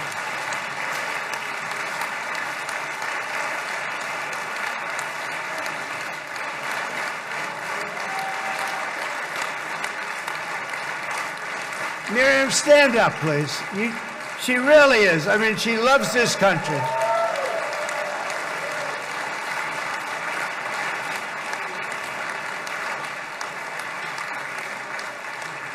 She loves this country. Her and her husband are so incredible. We miss him so dearly. But I actually asked her, I'm going to get her in trouble with this, but I actually asked her once, I said, so Miriam, I know you love Israel. What do you love more, the United States or Israel? She refused to answer. That might mean Israel, I must say. We love you. Thank you, darling, for being here. That's a great honor. Great honor. She's a wonderful woman.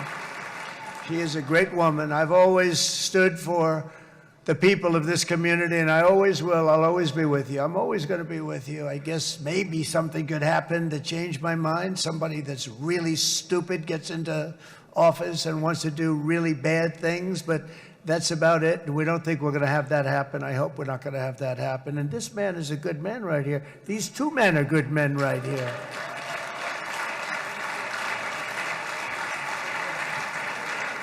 Hey, I have an idea. Mr. President, why don't you give him a pardon? Give him a pardon. Come on.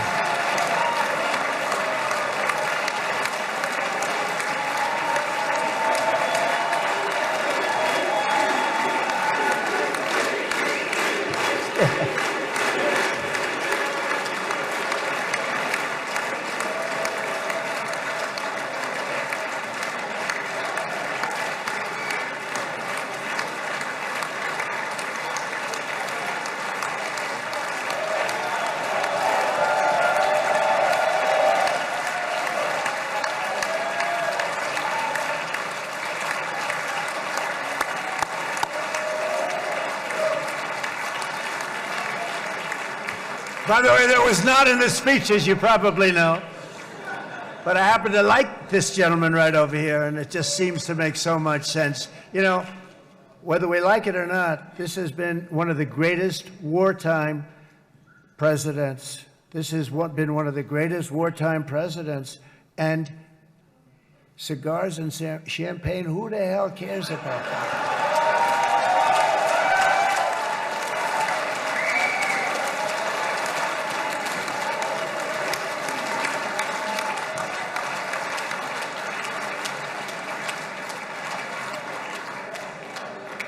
All right, enough controversy for the day, right? Actually, I don't think it's very controversial. So, you know, I mean, I see so popular. You are a very popular man. You know why? Because you know how to win.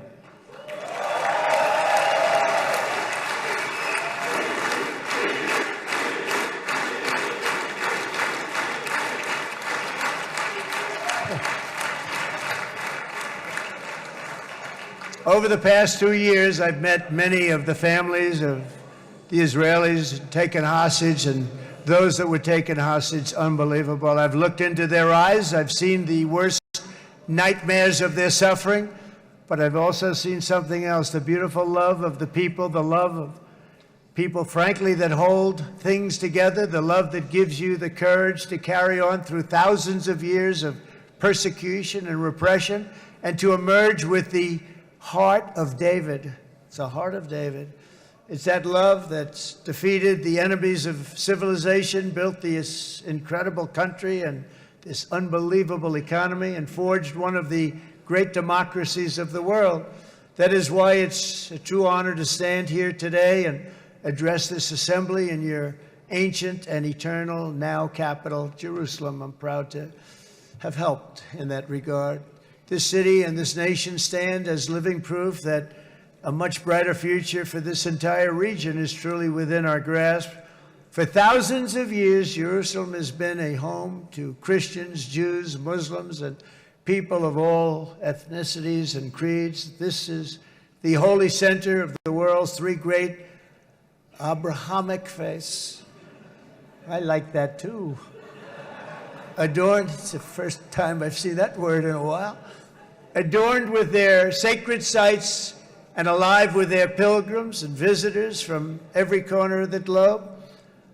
But here between the Western Wall, the Temple Mount, and the hill called Calvary, people of every faith and background live, work, pray, serve, and raise their families side by side, and they do it with love. This example is just one of the modern miracles that Israel has given to the world. And just in closing, the leaders in this chamber know better than anyone else the challenges of this harmony, and it's been easily won. No, it hasn't. It has not been. It's been so tough, but it has been, some say, a miracle. What you've done is a miracle. Look at your size. Look at your chances when it all started. And you know, if you think about it, you are safer today, stronger today, and more respected today than at any time in the history of Israel. Think of it. People used to say it wouldn't exist. They don't say that anymore, do they? Yet if safety, security, and coexistence can thrive here in the winding alleys and ancient paths of Jerusalem, then surely peace and respect can flourish among the nations of the broader Middle East. The God who once dwelled among his people in this city still calls us, in the words of Scripture, the turn from evil and do good, to seek peace and pursue it. So he still whispers truth into the hills and knolls and valleys of his magnificent creation, and he still writes hope into the hearts of his children all over the world. And that is why even after 3,000 years of pain and conflict, the people of Israel have never given up from the threats of Zionism, from all sorts of threats. You want the promise of Zion. You want the promise of success and hope and love and God. And the people of America have never lost faith in the promise of a great and blessed future for all of us. From the very first day that modern Israel was founded, we have stood together through thick and thin of setbacks and through victory and defeat, through glory and heartache. We have built industries together. We have made discoveries together. We have confronted evil together, and we have waged war together. And perhaps, most beautifully of all, we have made peace together. And this week, against all odds, we have done the impossible and brought our hostages home.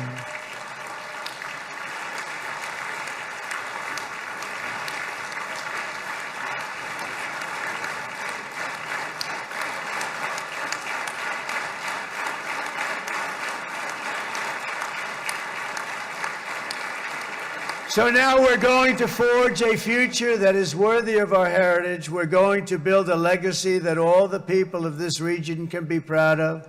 New bonds of friendship, cooperation, and commerce will join Tel Aviv to Dubai, Haifa to Beirut, Jerusalem to Damascus, and from Israel to Egypt, from Saudi Arabia to Qatar, from India to Pakistan, from Indonesia to Iraq, from Syria to Bahrain, Turkey to Jordan, the United Arab Emirates to Oman, and Armenia to Azerbaijan, another war that I just settled. We are going to have hope, harmony, opportunity, and happiness here in the spiritual and geographic center of the entire world. That's what you are. Israel, America, and all of the nations of the Middle East will soon be safer, stronger, greater, and more prosperous than ever before.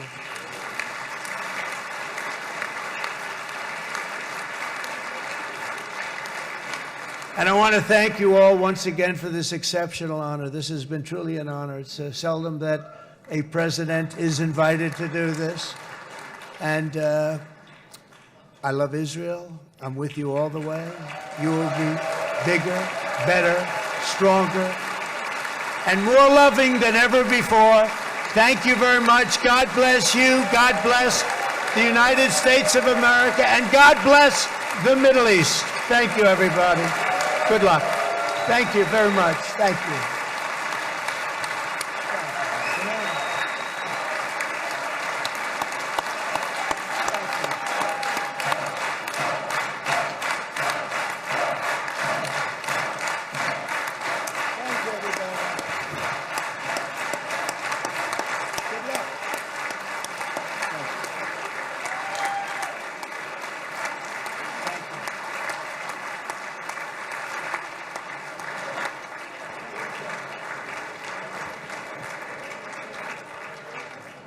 אני מודה לנשיא ארצות הברית של אמריקה על דבריו.